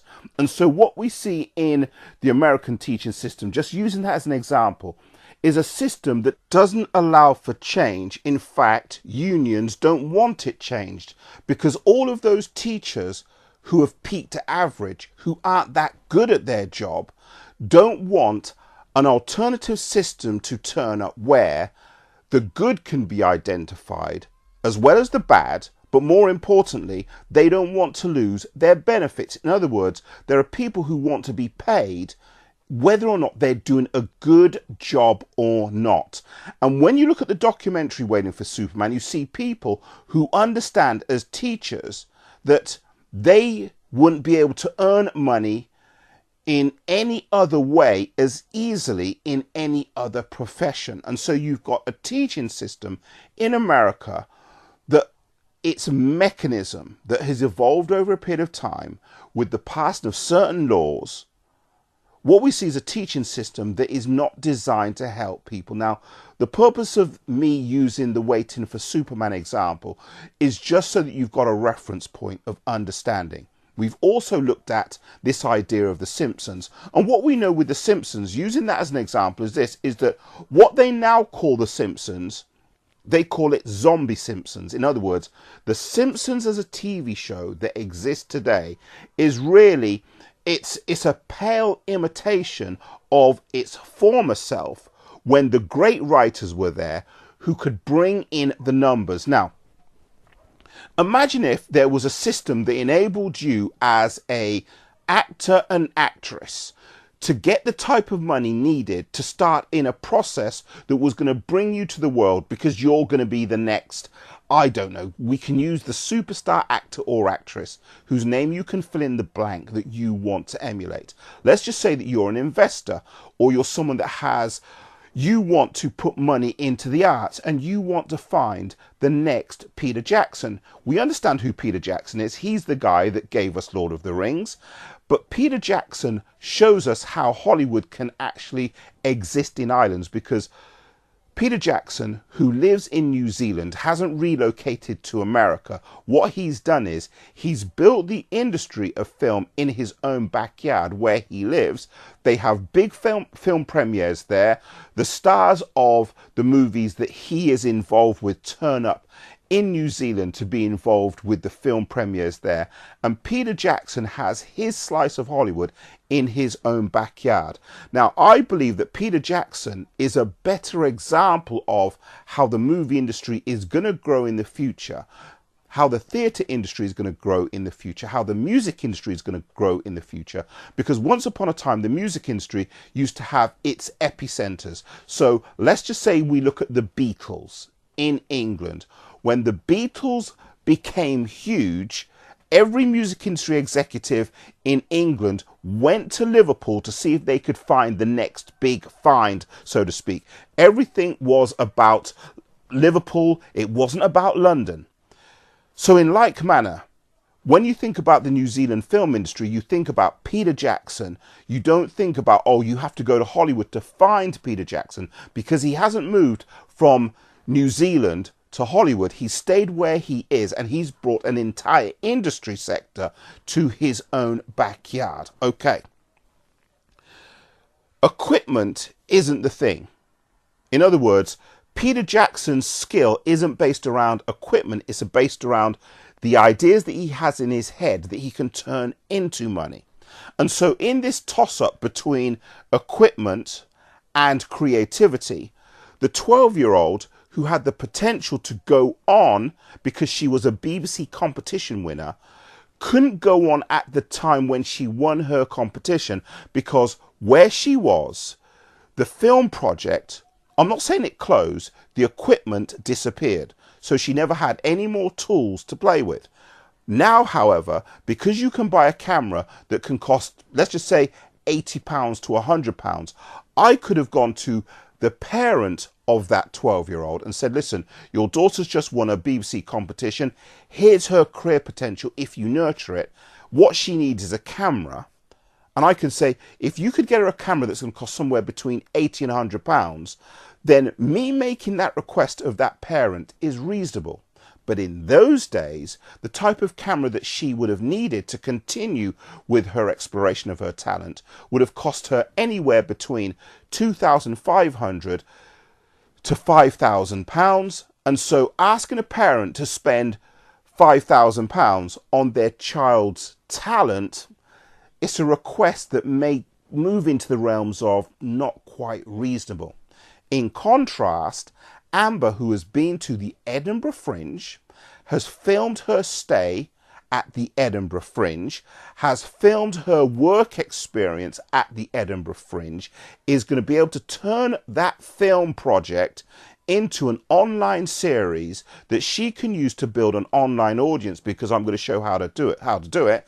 And what she's going to be able to do is build her way forward to having interviews with theatre production companies, with acting agencies, in a way that was impossible a decade ago, because the technology to allow that type of facilitation to take place is now in the hands of almost anybody. Social impact funding is really about empowering those people who have the ability to use the internet world that now exists and the digital infrastructure that now exists to do what the man who at the head of Sun Microsystems said is now possible. Allow the smartest in the world to find you.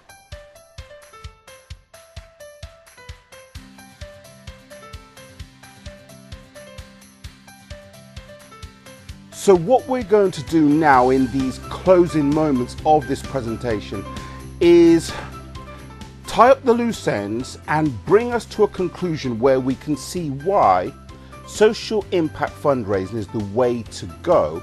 And if you're an organization head that gives out money, if you are an individual that's looking for money, then what we're going to be looking to do is give all of you who are listening a means by which you can say, okay, I want to engage in this process. So earlier on, I introduced you to a friend of mine, Beverly Harry, head of the Miss P Foundation, and we understand its history. Okay, so that's a model, it's an idea, it's a way in which somebody has been doing something to raise money, and we understand that in her alumni, there's somebody who has attained a position as an actress, as a performer, been a cast member of The Lion King, and there are others that are coming through the ranks. So you have a process that is making inroads into the industry of entertainment, but it's not based in London, because most people in the world don't live in London. Most people in the world don't live in California. Most people in the world don't live in New York. So a system that enables us to feed people into an industry based on them having the money to be educated, that's something that people should want to take an interest in. But earlier on, I spoke about blue sky pitches that people who want funding can be engaged in with the hope that their blue sky pitch is going to get the ear of the listener to say, oh, that sounds good. I'm going to give you some money. But the problem that we also have is this understanding that some blue sky pitches are in competition with social deprivation pitches. We want to help poor people, disadvantaged people. And it sounds good, but you don't really know if the people speaking about wanting to help those in social deprivation are speaking from a premise of empathy or exploitation. So what we've got to do is look at a means by which you can make a distinction between the two. Social impact fundraising doesn't stop you from giving away money. It helps you identify those people who you should be backing, the horses that are going to win. So how are we going to do that? This is where the wisdom of Solomon turns up, because Solomon was a guy who had a problem. Two women stood in front of him and both claimed to be wanting to see the best outcome for a specific child because they both claimed to be the mother. And so Solomon said, yeah, that's great. I don't know which one of you are lying. What I'll do is I'll cut the child in half and you can both have half each. The parent, the true parent, said, no. Give the child to this woman. In other words, somebody did something that displayed that their interest, they had the best interest of the child at heart. So when you look at the film Waiting for Superman, what you see en masse are a group of teachers who it's obvious they're acting in their own best interest, even though they shouldn't be in a job, because what they want to do is secure their own livelihood. That's it. And so you have a education system that is suffering because there are a bunch of teachers who have been locked into benefits as a teacher legally that they have no intention of letting go of. Now, in the Oxford Mail, a number of months ago, there was a front page article in the Oxford paper. So what I'm saying here isn't, okay, let's go through the story. There was a front page spread where a specific counsellor made accusations, or really was trying to bring some people to account, because he said there's a specific estate in Oxford where, according to the 2011 census, 37% of the children that live in this area live below the poverty line. Why is it that we have given that area millions over the years and there has been no change? And so what we see in this article, but in the Oxford Mail, where a Pete Handley, who is a counsellor, said, where's all of the results of all of this money? Now, there were people who were the recipients of that money who really didn't like the tone of Pete Handley's inquisition. But what he was saying was, we've given you millions, and every year you keep asking for millions, and you receive millions from organisations like the National Lottery, and what have you got to show for the money? It doesn't make any sense. There's been so much money put in, but there have been no results coming out. And there were a number of people who actually had, they didn't like this being held to account thing. Now, the truth of the matter is, if people had the interest of the children at heart, they would have listened to what Pete Handley said, and they said, wow, we need to find a better way forward if we're going to make a change in the life of these children. And we will do what is best. We'll find methods that are going to work in the best interest of children, not look to secure the funding that we're trying to get so that we can keep in a job, even if what we're doing is ineffective. So here's where the wisdom of Solomon turns up. You allow people to be involved in a process, and once you allow people to be in a process where that process is kind of open source, the best people for the job will turn up. They'll emerge. They don't apply for a job. What you do is you see how people perform, and in that performance you know where to put the money. So let's look at that scenario from another premise. The Dunning-Kruger index, I'll call it the Dunning-Kruger index, or the Dunning-Kruger effect, is when you question people and you ask them, what do you think about your competence in a certain area? According to the Dunning-Kruger effect, most people are going to rate themselves more highly than what they should. So they're going to paint themselves in their own best light. But the problem with the Dunning-Kruger effect is this, is that people who think of themselves as being better than what they really are the same people who are going to write for money in the name of other people. And using themselves as the reference, they're going to say, we're the best people for the job. Now, when we go back to the head of Sun Microsystems and he says, do you think we have the best people in the world working for us? The obvious answer was no. When you look at organisations like the National Lottery, the Prince's Trust, the Local Government Association, these organisations are responsible for making recommendations about where money should go to bring about a certain end result. But from an outsider's point of view, those who are actually petitioning for funds, they don't want there to be another reference frame that they have to be accountable for. Why? Because more than likely what's going to happen is they may not get the money that they're requesting if there is a better alternative. As Michael Caine would say, that there are some people who are involved in the self-preservation society. When you look at the documentary Waiting for Superman, you can see an entire system that is locked into its own failure because laws have been passed to protect the ineffective. Now, we may not be in America, but you have systems where individuals will not allow you to find the Typhoid Marys, the Mary Mallons, the cooks who aren't really working in the best interest of their clients, because everywhere they go, they kill the people that they serve food to. And Mary Mallon, when she knew she had typhoid, didn't want to stop her practice of being a cook. Why? Because she had no other way of making money. As we see with the teachers in America, there is a lot of them that don't want to be measured against another standard.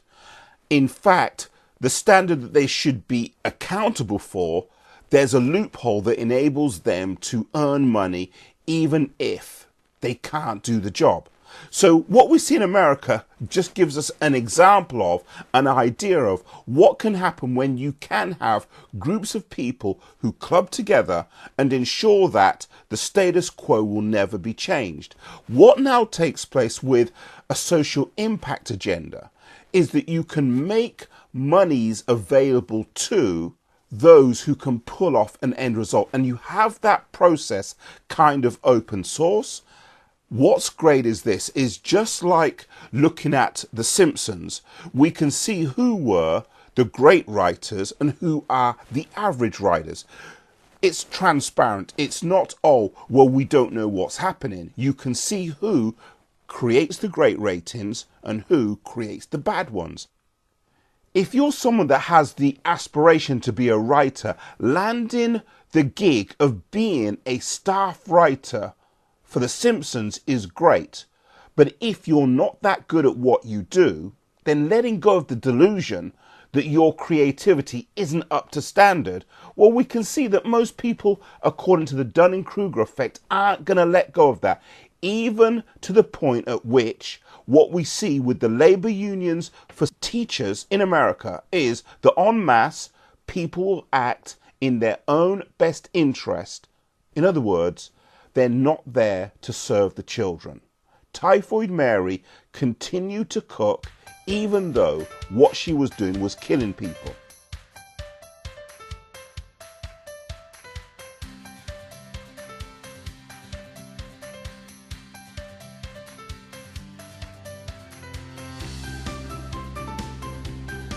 Now that's a crime against logic. You continue to ply your trade even though it's at a detriment to those who you're supposed to be helping. Now, you heard what I said about the unions in America. It makes sense, but forget the unions in America. A lot of people will do things that are, well, in their own best interest, and you can have groups of people that will do things in their own best interest. If what they do, especially if what they're doing, isn't as good as others who may be better. So you heard me speak about a guy by the name of Irving Thalberg. Now, what's interesting about Irving Thalberg is this. Irving Thalberg died in 1936. And a year later, 1937, the film studio that he worked for, he had put so much work into production that when it came out a year after his death, MGM made more money than all Hollywood studios combined. So some people's work has a legacy that continues on, whether it's going to be positive or negative, after they've left a situation. Now, the reason for me saying that in this part of our presentation is that social impact funding is really about identifying the people who money should go to. And there's a reason why this is really important, especially in the digital age. Everybody wants to be efficient. You want to do things in the fastest, most profitable, most effortless way that is feasible, but you don't want to cut corners to try and get an end result. And cutting corners is never really going to work anyway. But in England, now the same is going to take place in America, but I want you to understand something. In England, 40% of all jobs that are engaged in now, in the next 10 years, 40% of all jobs are going to be disrupted. Some job sectors are going to disappear because of the developments that are taking place in technology. Some of those developments will be AI based, artificial intelligence based. Some of those developments will be automation based. So if you go into any retail outlet today, you will know that there is self-service that people are involved with, and that self-service system is going to take away a minimum, they believe, 3 million jobs from the UK. So when we think about people who work in the retail sector, there are 3,000 of those jobs that aren't going to be there anymore. But remember, 40% of all jobs. Now this is in the legal profession, and we can go on. And in the week between the 20th and the 24th of August 2018, the BBC had segments every day for the whole week in its BBC breakfast time or morning show, where they spoke about artificial intelligence, new technologies, and the way in which 40% of the British workforce simply are going to have to change their work options, or the work options that are available now aren't going to be available in 10 years time because of new technology. Now, if you take what I've said about America into consideration, where there are labor unions that insist on the rights of teachers, then that's all well and good. But because we're now going through a new phase in the Industrial Revolution process, and they call when artificial intelligence and automation turns up in its full manifestation, they're calling that the fourth Industrial Revolution. As we move more closer to being a fourth Industrial Revolution world, there's going to come a point where the old ways of doing things, which included schooling, is simply just going to be out of step with today's reality. So there's one thing for wanting to hold on to the way things once were, but if you're not part of the way in which the future is making a demand on people, and that can also mean the education system, then things are going to break, and what was once held as unchangeable will simply have to change. So when you look at the documentary, Waiting for Superman, those problems are there. And the reason why the documentary is called Waiting for Superman is because there are educators who believe you can't wait for superheroes to turn up to make a difference. Sometimes you have to do something yourself to make change happen. Now, I want you to imagine that you are going to put on an award ceremony. And that award ceremony is there to find the people who have done great things in, let's just say, a local community. When you are now going to give out those awards, you're making decisions about who those award winners are going to be. You're going to set a criteria, and that criteria is going to be it's got to be immovable. You can't have 20 people on the stage all getting an award for greatness, and some people are doing average and other people are doing more than average. Because let's look at Irving Thalberg as an example. He was able to do things that others in the same profession as him weren't able to accomplish. It's simple as that. If we look at The Simpsons, we see that the ratings for the writers today, they're not as high as the ratings for the writers when the series first started. But more importantly, viewers don't turn up in the numbers that they used to. People aren't willing to tell their friends, did you see The Simpsons last night? You need to go and look at that on catch up, on iPlayer, on pay-per-view. In other words, The Simpsons is no longer a talking point in the way that it used to be. So there are some declines in terms of fallout that are hard to rectify. And there are some organizations that are so far behind in how they impact the public that they don't really do anything. And it's kind of easier for those who want to be part of a standard, well, basically to show that there's a distinction between you and others. Social impact fundraising, the reason why you will be able to engage in a social impact agenda is this, is you can say, look, our teacher, she's really good at what she does. Look at the amount of people that under her pass a certain exam. Look at the amount of people under him who gets to work in certain organizations, who gets to have the career that they want. In other words, you can identify the people who should get a commendation based on their output. Social impact funding and everything that you do to be part of a social impact funding agenda is about finding the people who should be getting commendations for what they are accomplishing, not what they intend to accomplish, not what they hope to accomplish, not what they want to accomplish, what they've done, and maybe what they've done without recognition. And what the online world gives us the ability to do now, in a way that was impossible 20 years ago, is identify and publicize those people with the results that others will want to emulate.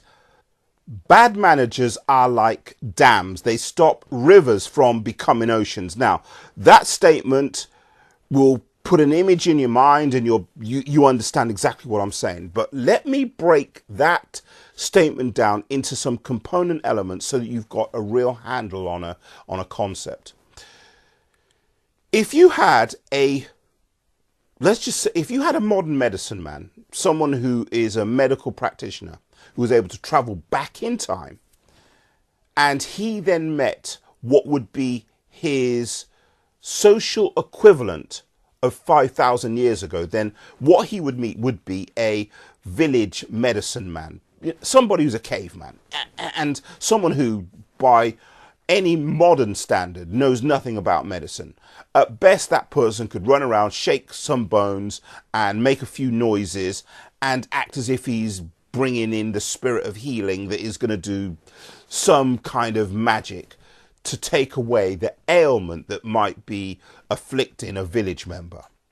Now, that medicine man is doing the best that he can, but within the light of modern science, we would look at what he's doing as being one, primitive and kind of like, well, you know, if that's the best you guys can do, then great, but we don't want to be part of that world. When you have someone who is talented, and I mean super talented, you can almost have them as being the caveman and the person with the super talent being the modern medicine man. Because the person who is the modern medicine man will come up with ideas that the caveman simply can't. They're working from different reference frames. More importantly, when you look at people who are able to achieve things in a community, and there have been books and studies on this, when you look at people who are able to achieve things in communities, they're able to pull on relationships with others. They are able to, the way in which they work with people is completely different to those who can't. So you've got the me, myself, and I know what I'm doing. They want to give out dictates from on high. Then you've got those people who are able to make results happen because what they're doing is growing, it's getting better. And where Beverly was 10 years ago and where she is now is completely different. But the point that I'm making here is this. If Beverly calls on somebody to teach at one of her summer camps, the reason why the people turn up and say, yeah, I'll help, if they're available, is because they understood that Beverly was the person who may have given them the money to get them started. In other words, there's a relationship that has got nothing to do with, quote unquote, being a gun for hire. Somebody who's trying to make an organization look good by maybe hiring in people to make presentations doesn't have the same relationship as the individual who is making something happen on somebody else's behalf. So the reason why a lot of people liked Irving Thalberg is because he put so many films into production that he gave so many people a chance to be in work as actors, become famous, and have a career that without Irving Thalberg would never have existed. Louis B. Mayer, on the other hand, he wasn't able to put into production as many successful films, and so because of that, he wasn't then able to take the profits from films that he had made and give more work openings to more actors. In other words, some trees bear more fruit than others. Okay. Now, the reason for saying all of that is this, is that what you will then have with a social impact agenda is a legacy. People who are able to then call on friends like Robert Redford, who are able to call on friends to do things in a community that other people can't do. Now, you may want to be a participant in what Robert Redford is doing, but you're not going to be a partner with what Robert Redford is doing, because everything that is taking place is as a result of Robert Redford and his social network. They're his friends that made the Sundance Festival work. It's his friends, not other people. Okay. So a lot of alumni a lot of alumni-based organizations are kinship organizations. They're friends with relationships that come out of something else other than you're at a workplace working with somebody, and more than likely, if you have been in a situation where you have worked in organization 1, resigned and moved on to organization 2, the likelihood of you going back to a prior organization is slim. Why? Because a lot of work-based relationships are colleague-based relationships. In other words, they're the people you get on with because you work with them, but they're not your friends that you grew up with, who you've got the childhood stories type thing relationship with. It's a different type of legacy. And so a powerhouse legacy built around people that have built something from the bottom up is a completely different mechanism to organizations that may work in a community that are there to, quote unquote, help the community, but the working relationships are as fragile as colleague-based relationships. They're not the same. You can build awards around social impact funding. And I'm not saying that you're giving out awards to people because they're good in a community, simply because they're good in a community. Those who are able to make the impact that works will then tell others in other cities how they have done what they have done. And you know, the saying, great minds can think alike. When you have people in community 1 speaking to people in community 2, and people in community 1 are the engines of community change, speaking to people in community 2 who are engines of community change, you have a completely different type of infrastructure. And what can then happen from not so much the ground up, but from a right mindset level, is that you can then have something that can grow pretty quickly, that can be the means by which you can attract the funds that you need to achieve anything in a community. Now, it just happens to be that in this presentation, I'm focusing on the world of the arts. But the principle holds good for any area. And again, using the documentary series, Waiting for Superman, if you walk away from that documentary series, you can take from it a number of lessons. But what you also see is this, is that there will be those kids who are going to be going through an education process where they can see the difference between the good teachers and the bad teachers, and the teachers who are just simply there to collect a paycheck, and those who are there to make a difference. And it's in identifying those who are making the difference that you have the kinship relationships. So the concept is this: karma. You're going to reap what you sow. What you send out is what you get back. Social impact fundraising is more than a strategy. It's not about, oh, let's get on social media, because social impact fundraising, its engine is based on those who are making a difference, attracting others who are of the same mind. And in that framework, funders will say, yeah, these are the people that we want to give money to. In using the term social impact funding, I'm not trying to bring you to an understanding of a new way to get money. Really, what I'm trying to do is identify a new way in which money is going to be allocated to people that make a difference.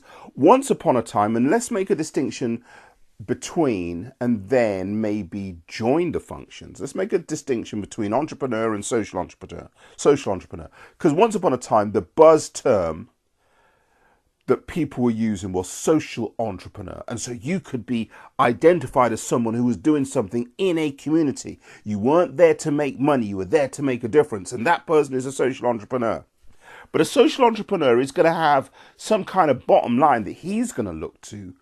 He's going to look to meet. He's going to have requirements that he or she is looking to be responsible to. Okay, now, once upon a time, there was a guy by the name of Henry Ford, and he came up with an idea for a car. But beyond coming up with an idea for a car, he came up with a way in which he could mass produce that car so that everybody who now drives owes the reason why they can drive, not so much to the innovation in the engineering process that Henry Ford used to give us the Model T.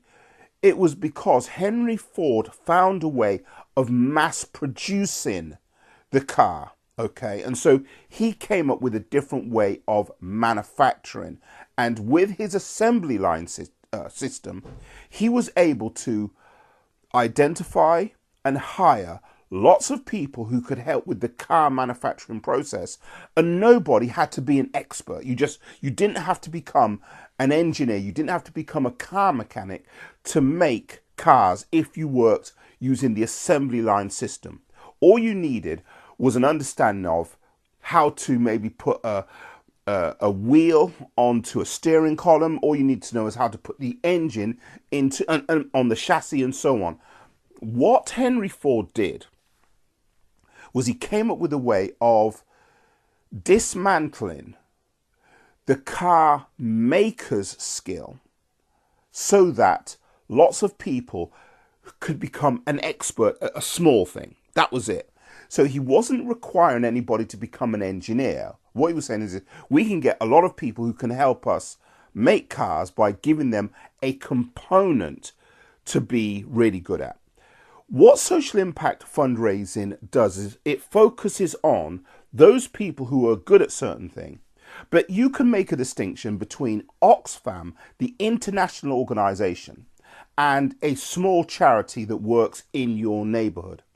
Oxfam is kind of like Ford Cars. It became big because the people who set up Oxfam were able to recruit the services of people that were good at marketing, good at raising money. In other words, Oxfam, if we were going to use the business analogy, let's just say Oxfam is like the Ford car factory. Today, however, because of social media, you don't have to run a television empire like the BBC or CNN to get your message out there. You just simply need a camcorder or a filmmaker who can actually point the spotlight on your organization and say, this is what this group of people are doing well. And through social media, you're now able to amplify what you do so that lots of other people can see the results that you're able to create. In other words, you don't have to be an Oxfam, you don't have to be a Ford. In the world of social entrepreneurship, the term was coined because they understood that there are people who are entrepreneurs, people like Richard Branson, who are able to make a lot of money. And there are some people who, as social entrepreneurs, are able to set up organizations like Oxfam. With social media, what you're doing is you're bringing your impact to the public's attention, not the size of your organization, to the public's attention. And you don't need the skills of an Oxfam, a Ford Motor Company, the BBC or CNN to get your message to the world.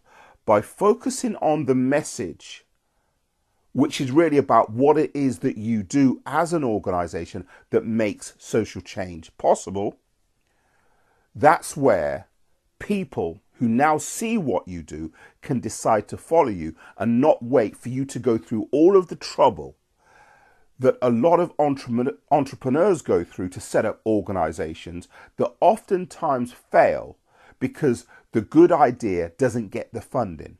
By focusing on what you do well, what you've achieved, and what you are helping people achieve, people can say, that's what we want to back because we like the idea. And then out of that, you may become a charity that is known in exactly the same way that Oxfam is known, but you don't need the business infrastructure to make that reality become a possibility in your area. And just as Ford Motor Factory changed the employment prospects for entire regions, social impact fundraising strategies can change the way in which an organization that is making an impact can have a bigger impact in its community, because you can identify the people that know how to get it to work.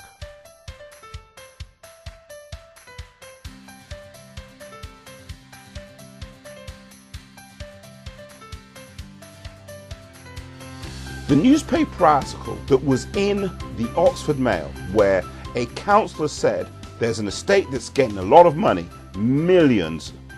Why is it that there are no results that are changing the child poverty rate? Why isn't it working? Well, what we see with Mary Mallon, what we see with the American labor unions for teachers, is this idea that those who aren't that good don't really want to be held to account. The great thing is this: with a wisdom of Solomon approach, what you have with a social impact strategy is really simple to understand. It's not that difficult. And so if a Beverly Harry turns up who can do a job that maybe people who are quote unquote professionally paid to do can't do, then maybe Beverly becomes somebody who is employed, who is funded to bring about an end result, and you use her as the standard.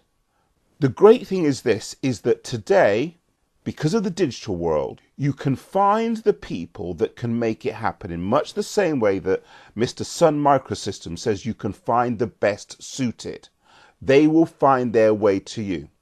And if people can now be in a situation where, as a funder, you can find the best suited, as somebody who wants a career path created for them, you can find the people that can actually facilitate that. Social media can be used as a means by which you can create the support base for the examples of best practice that are now starting to emerge. And so when people advocate for a social impact fundraising agenda, what you're really doing is you're advocating, you're supporting those people who can serve as the litmus test, can serve as the standard that you want others to emulate. Northamptonshire County Council announced that it was 70 million in debt. In other words, money mismanagement had become the order of the day that became national news. A 70 million deficit isn't a small amount of money, and so there are people that have to be accountable for that. But the point that's been made here, so we're going to bring this presentation to a close, is that if you have people in a job that are supposed to do things, and it could be at the city council level, the county council level, it could be the parish council level, what people do has an impact. Now, when you make a £70 million mistake, because that's how much you are in the red, that's something that can't be covered up. But smaller mistakes can be covered up. But today, with a social impact strategy, you can find the people who can bring about the results that are always positive. And it's in that finding of, in that identifying of the people that can facilitate the career inroads.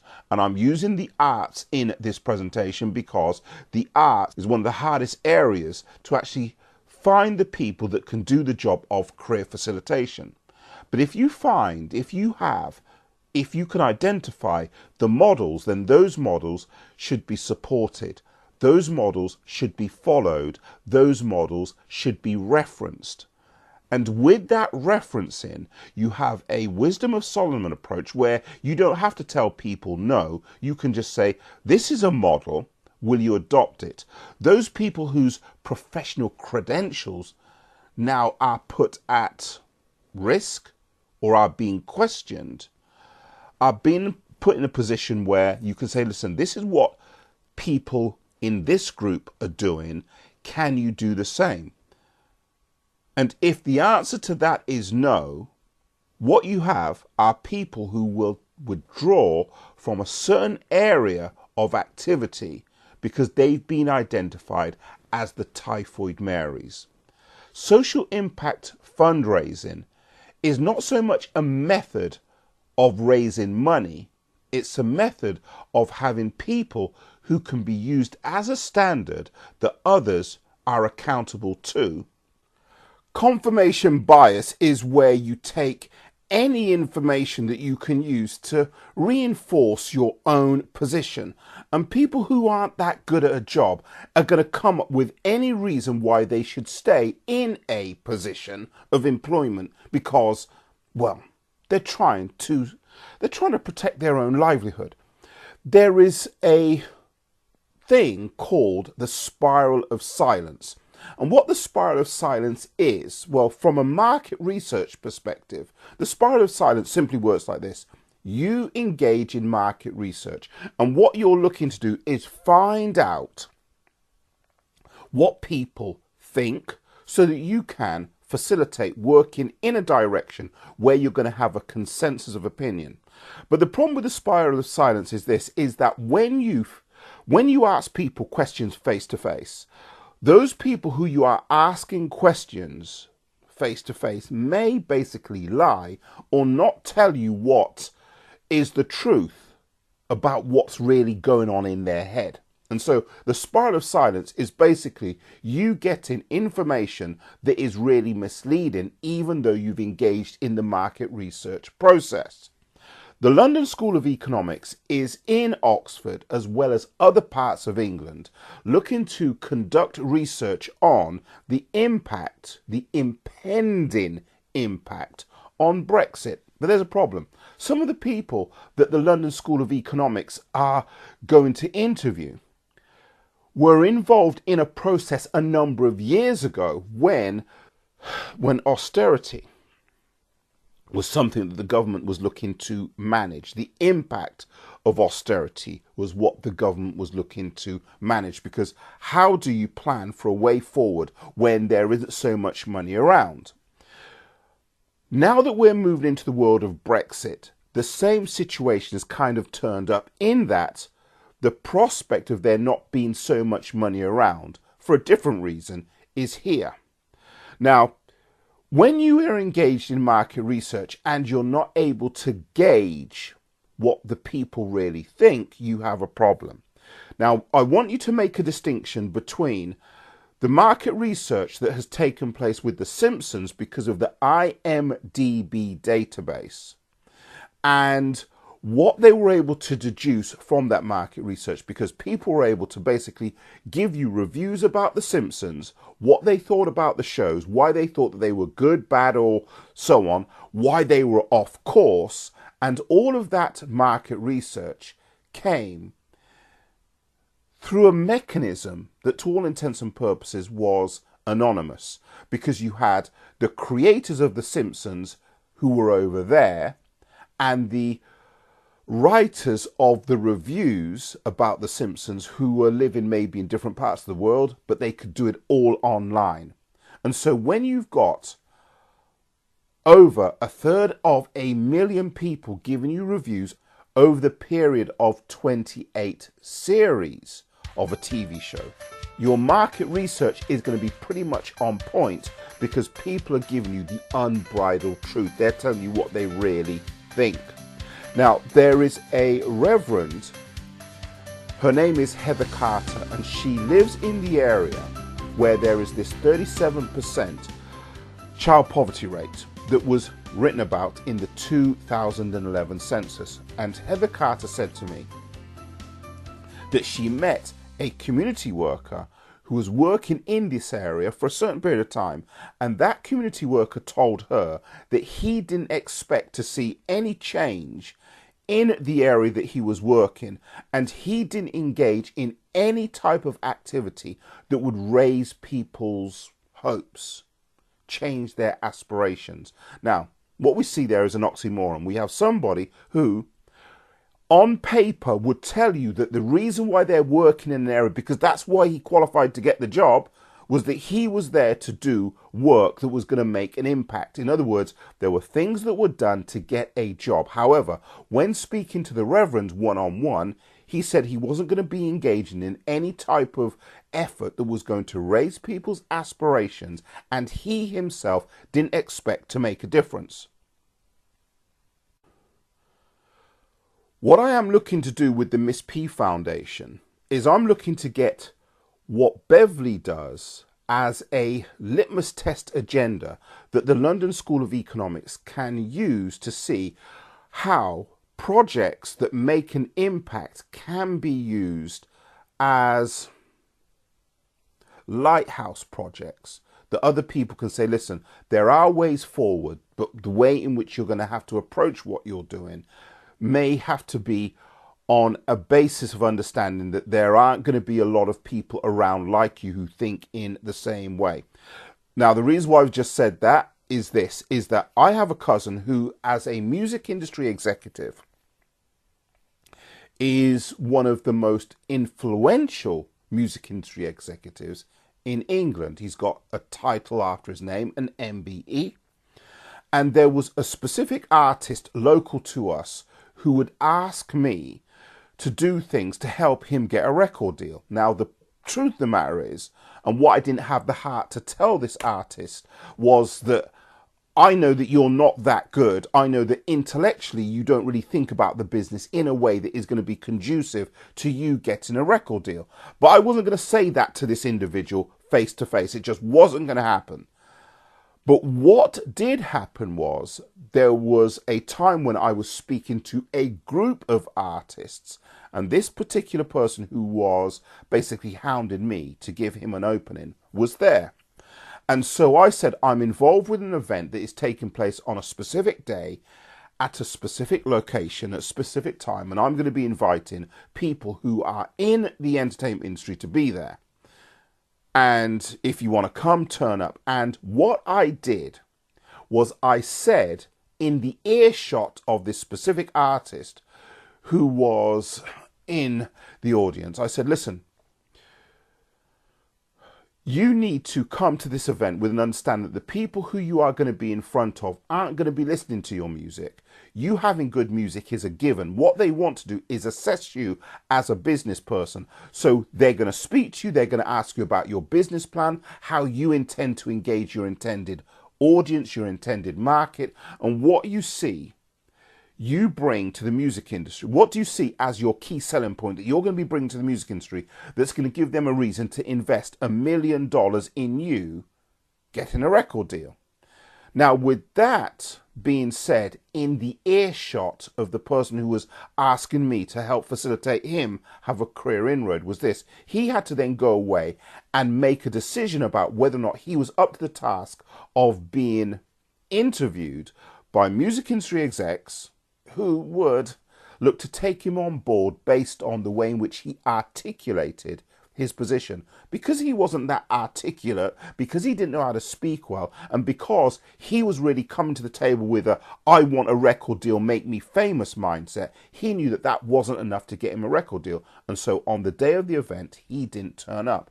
And I've seen him since, and he says hello, but he never brings up the subject of music again.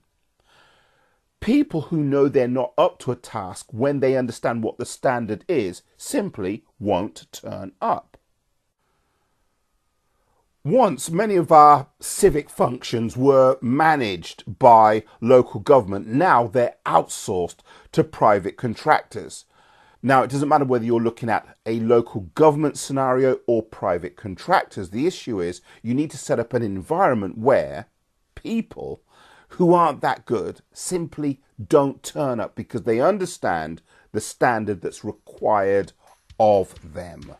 Social impact fundraising allows you to set up an environment where the bad won't turn up. So with that, this is Derek James signing off, thanking you for your time and your interest, and hope to hear from you guys soon.